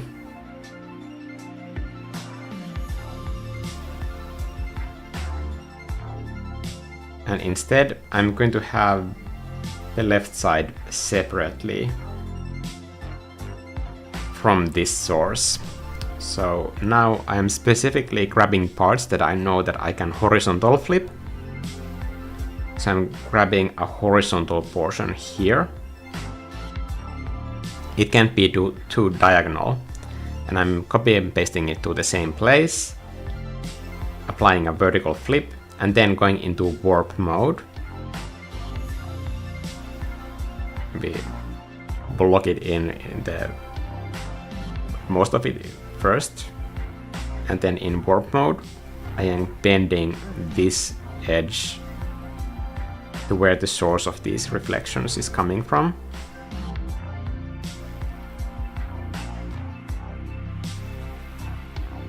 And since this is kind of going further off in the distance, I am grabbing a selection and then selecting just this part that I just bent over here, and I'm adding a feather to it, and then Gaussian blur. So that part is now going to be more blurred than anything else.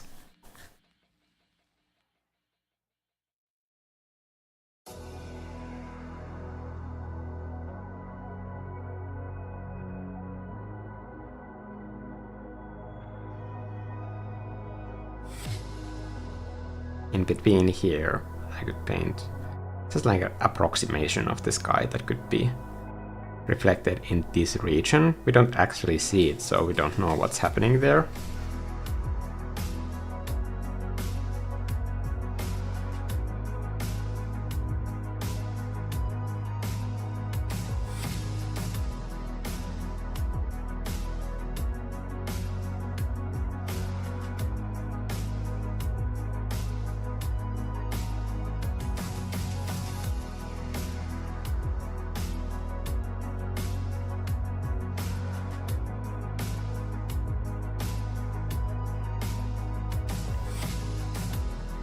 I think that's pretty okay guesstimation.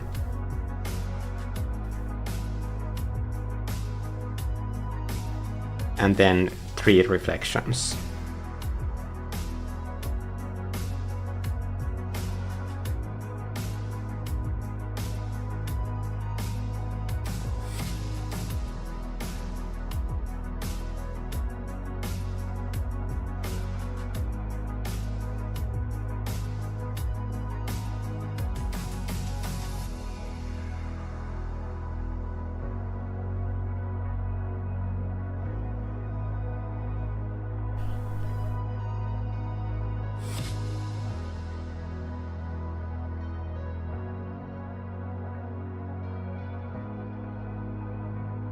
Now that I have most of it in one single blob, just adding these parts in here as well.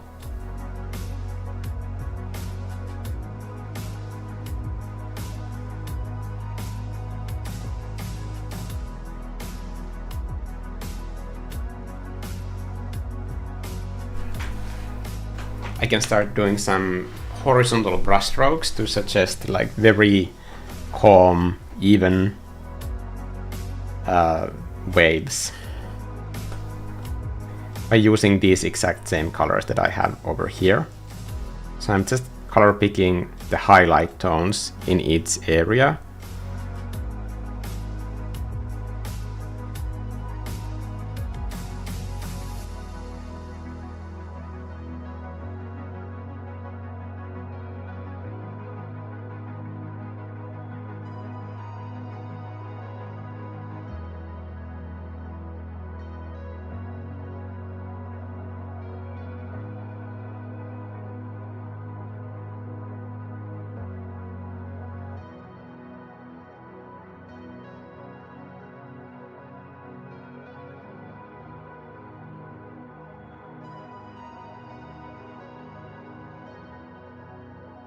You can do the same for every single value if you want, but kind of like a cheat code is just to pay attention to where the light hits, and usually that's enough to fool the eye into thinking that this is an accurate reflection, even though you now know that it's not.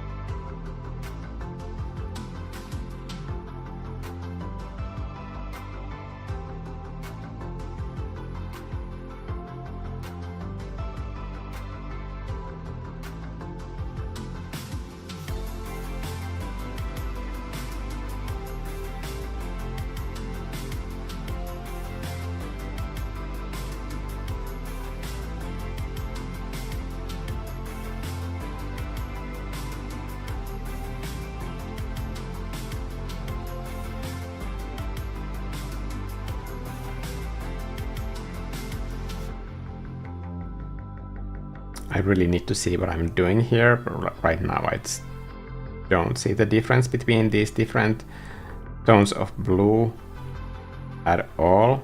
So I might change this into something completely crazy, just to see what I'm actually working on here.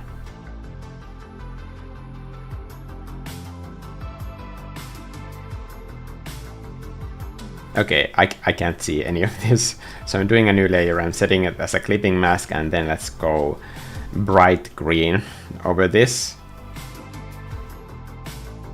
Just to basically like have a magnifying glass for the old man that is painting right now to see what he's actually doing.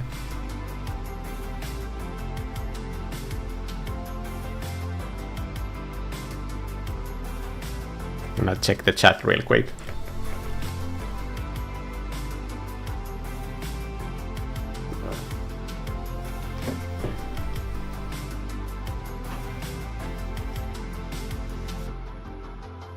Mikko, how do you resist in Finland with the day being so short? Here in Romania, it gets dark at around 5 p.m. now, and it feels like the day is over, and I just wish it was getting dark after 8. Sunset is like around lunchtime now, like around 12.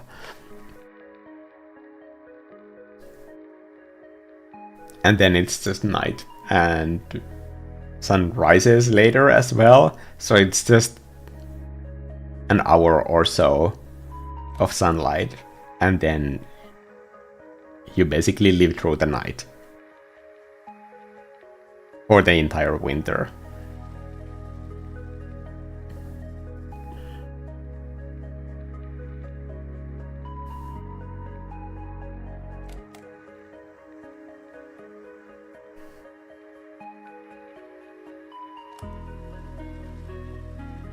Definitely painting colorful paintings helps.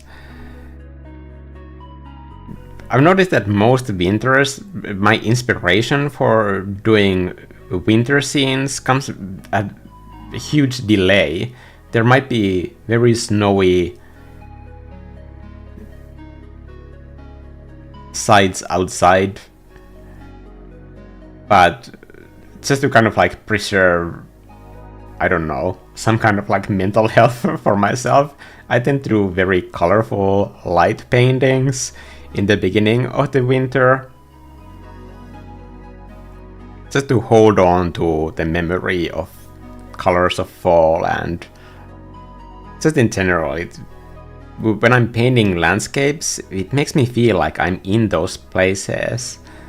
Not just because when the painting gets to a certain quality level, I start getting the feeling of my painting being like a window to another world, but also before that, like to get to that place in the first place, I have to think about like all the small ways that the landscape forms that way, and even just that thought process, like I was explaining earlier, what kind of temperature there must be for the snow to be in these sort of like clumps and the branches still visible, like all of those small things, that's just me like actually existing in the world so that I can paint it. And I think that entire process helps me to, when I say that like painting is the cheapest way to travel, I really truly do mean it, because I feel like I'm in the places that I am painting. That's the only way for me to get the information how to paint them in the first place. So I wouldn't be able to do this without doing all of that kind of like thought process to get there.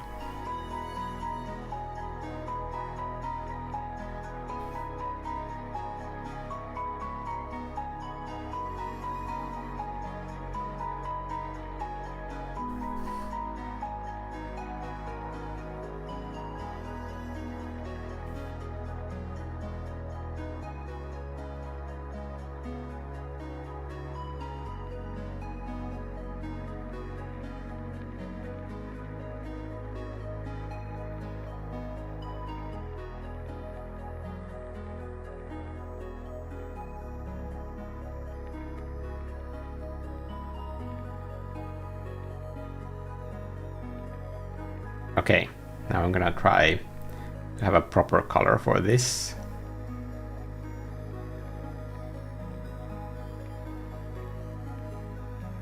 Something desaturated, but probably lighter. I will know it when I see it. I think this is probably it.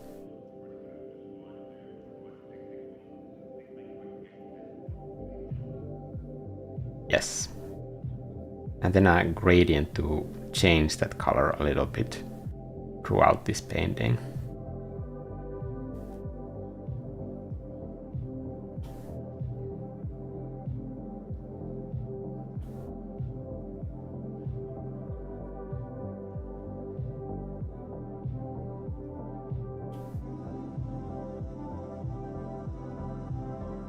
Whenever you think that should this be a gradient, the answer is probably yes.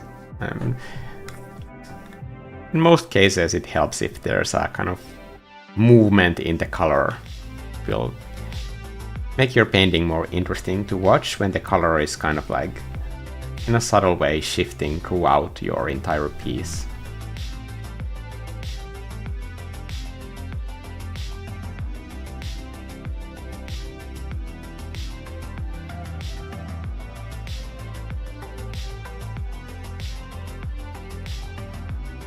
Like for example this corner, should it be a gradient? Probably yes. This is with gradient, this is without gradient.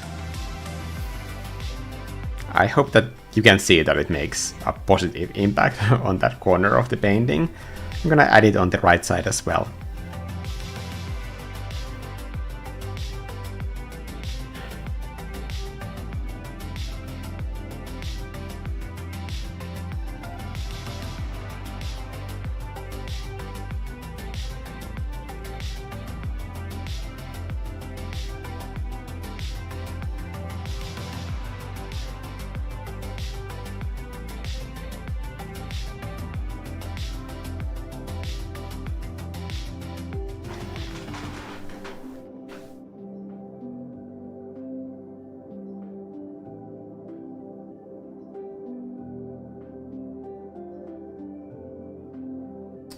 Train to New York is $100 for a 2.5-hour trip. That sounds like expensive.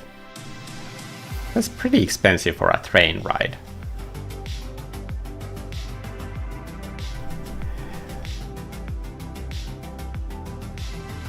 I said that I sometimes, a few times I have done train rides just to work from a train, and it's around like 15 euros or 20 euros depending on how long that train ride is, but I wouldn't do it if it cost like 100 euros.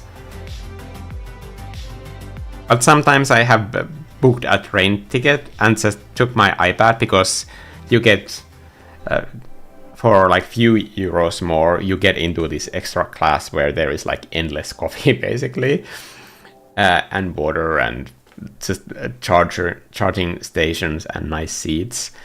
This is like a super nice office. If I don't have to take care of Vivi, then working from a moving train, it's a very pleasant way to paint.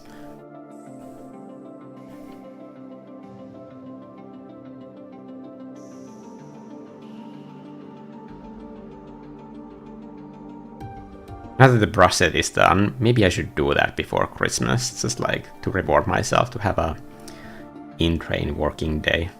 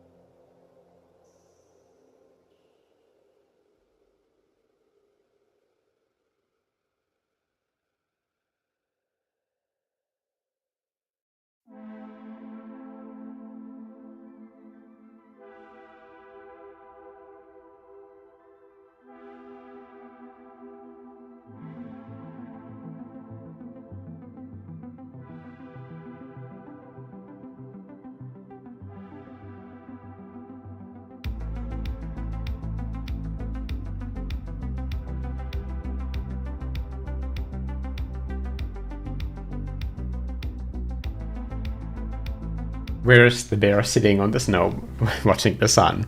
Maybe you are the bear. Have you thought about that?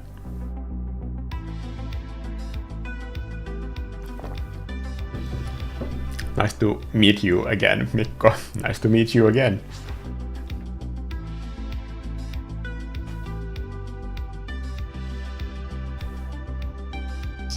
How is your day going? My day is fine, honestly.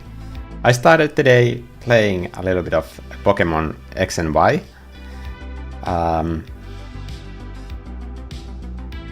Then I went on a really long walk with Vivi.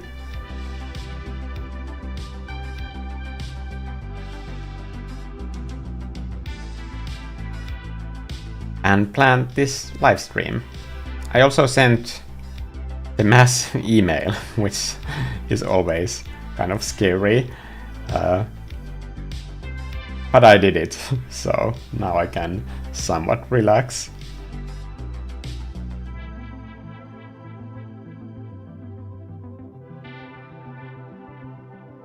When I was writing the email, there was this problem that I kept having, that like the email header showed up as a link when I sent the email to myself to check if all of the links are working correctly, but the main headline of the email appeared as like a link that led to nowhere.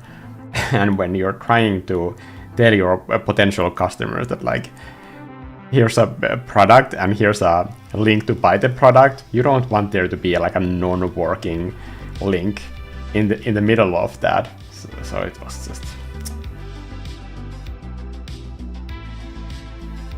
There's always something that surprises you in how it can be more difficult than you anticipate.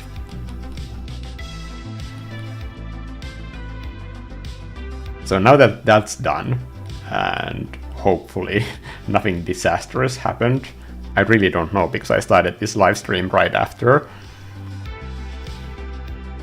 Now I'm feeling pretty relaxed, being able to just paint for once.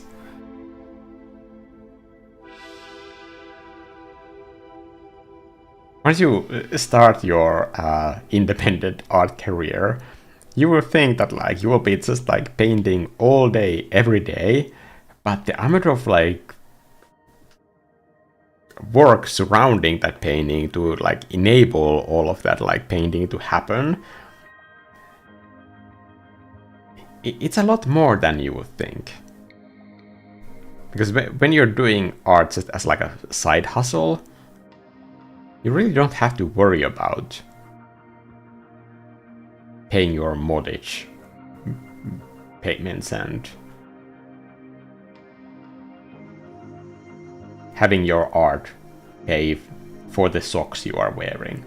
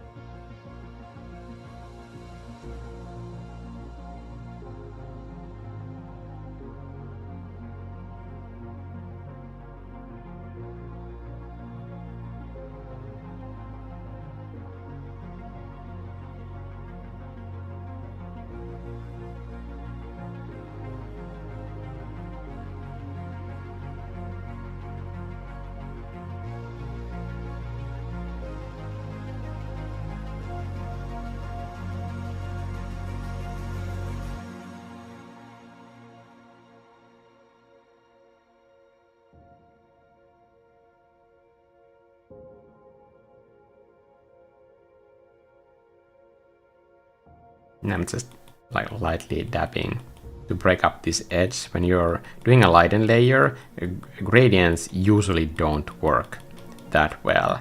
So you can fake a gradient by just making the edge more interesting and fade it that way. So it looks like a gradient, but the light and blend mode doesn't do like smooth gradients well. So this way you can get the benefit of washing away that contrast in an area like that, but without using an actual gradient. It's just a simple cheat code.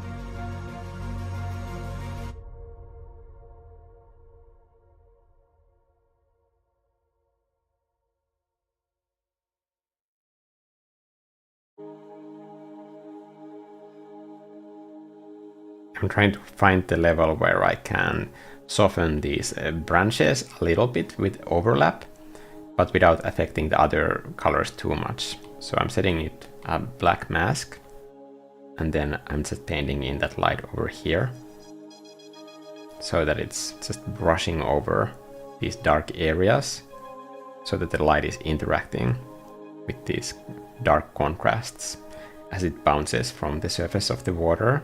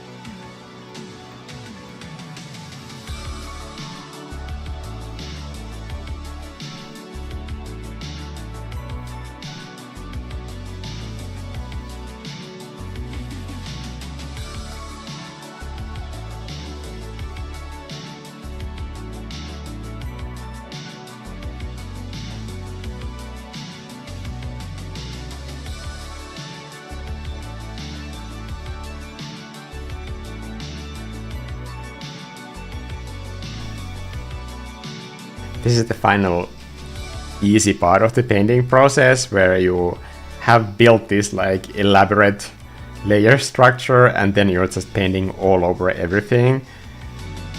And when you're happy with the way that your painting looks, there's no reason not to do it this way.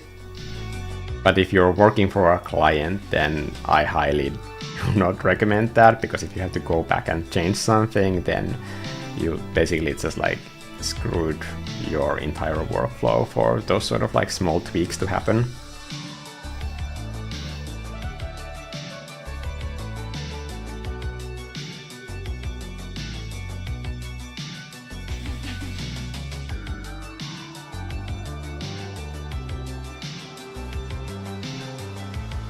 Hello, Krub.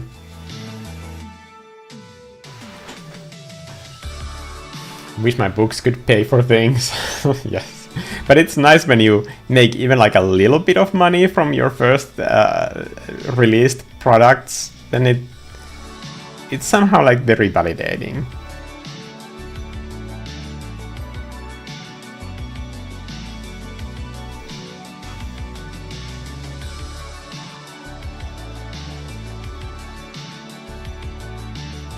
Not that you need to make money out of your art.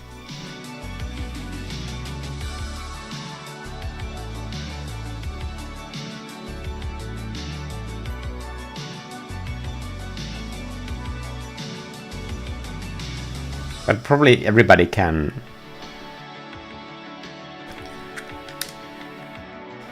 relate to the feeling of like having the first ever commissions or like doing creative work for money for the first time. It can be kind of like exhilarating experience that like somebody likes my art enough that they want to pay for me to do it. I remember I completely stressed out on my first commissions because I was so worried that the client wouldn't like it, and honestly my art probably was like terrible at that point anyway.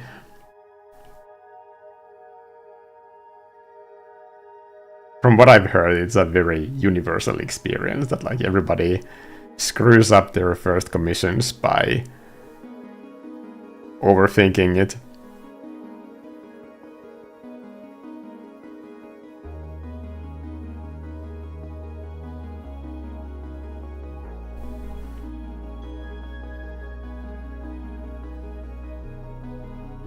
This music makes me feel like I'm finding a new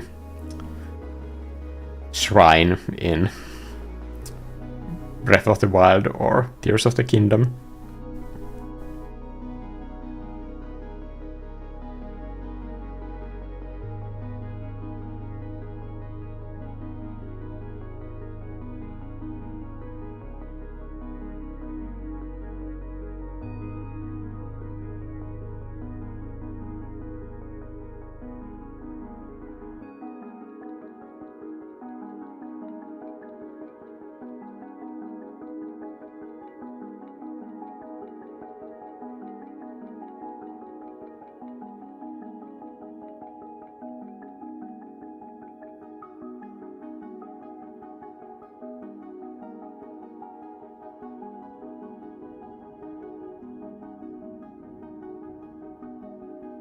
Okay, I really need to start packing things up.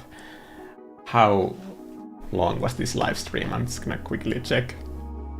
Is there a timer? 2 hours and 17 minutes. Okay, that's pretty good. I'm happy with that.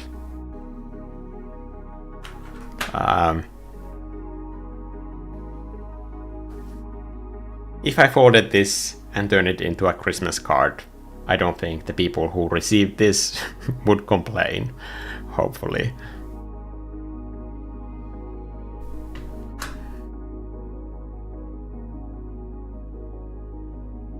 There's one gradient that needs to happen, and I'm sorry that I'm being fussy, always at the end of every single live stream, always, but just this needs to happen.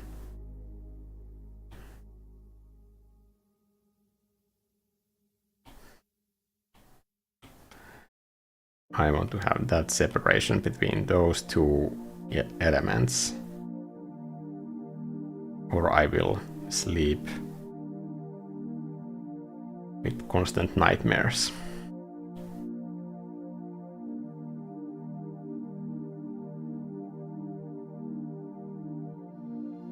Okay, much better. Now I can live with myself. It's a painting. Yay.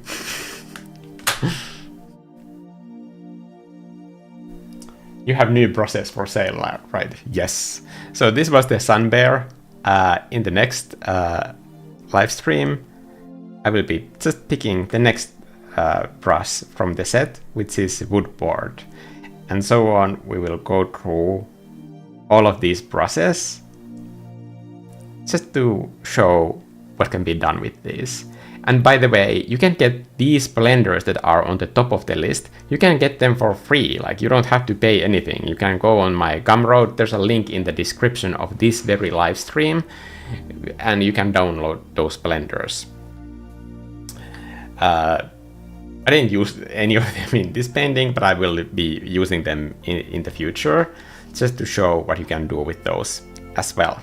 I hope you had a nice time seeing this painting come to life, and hopefully you got some of your own art done. If not, it's nice that you were hanging out here with me anyway. I'll see you guys in the next video. Thanks for joining. Bye!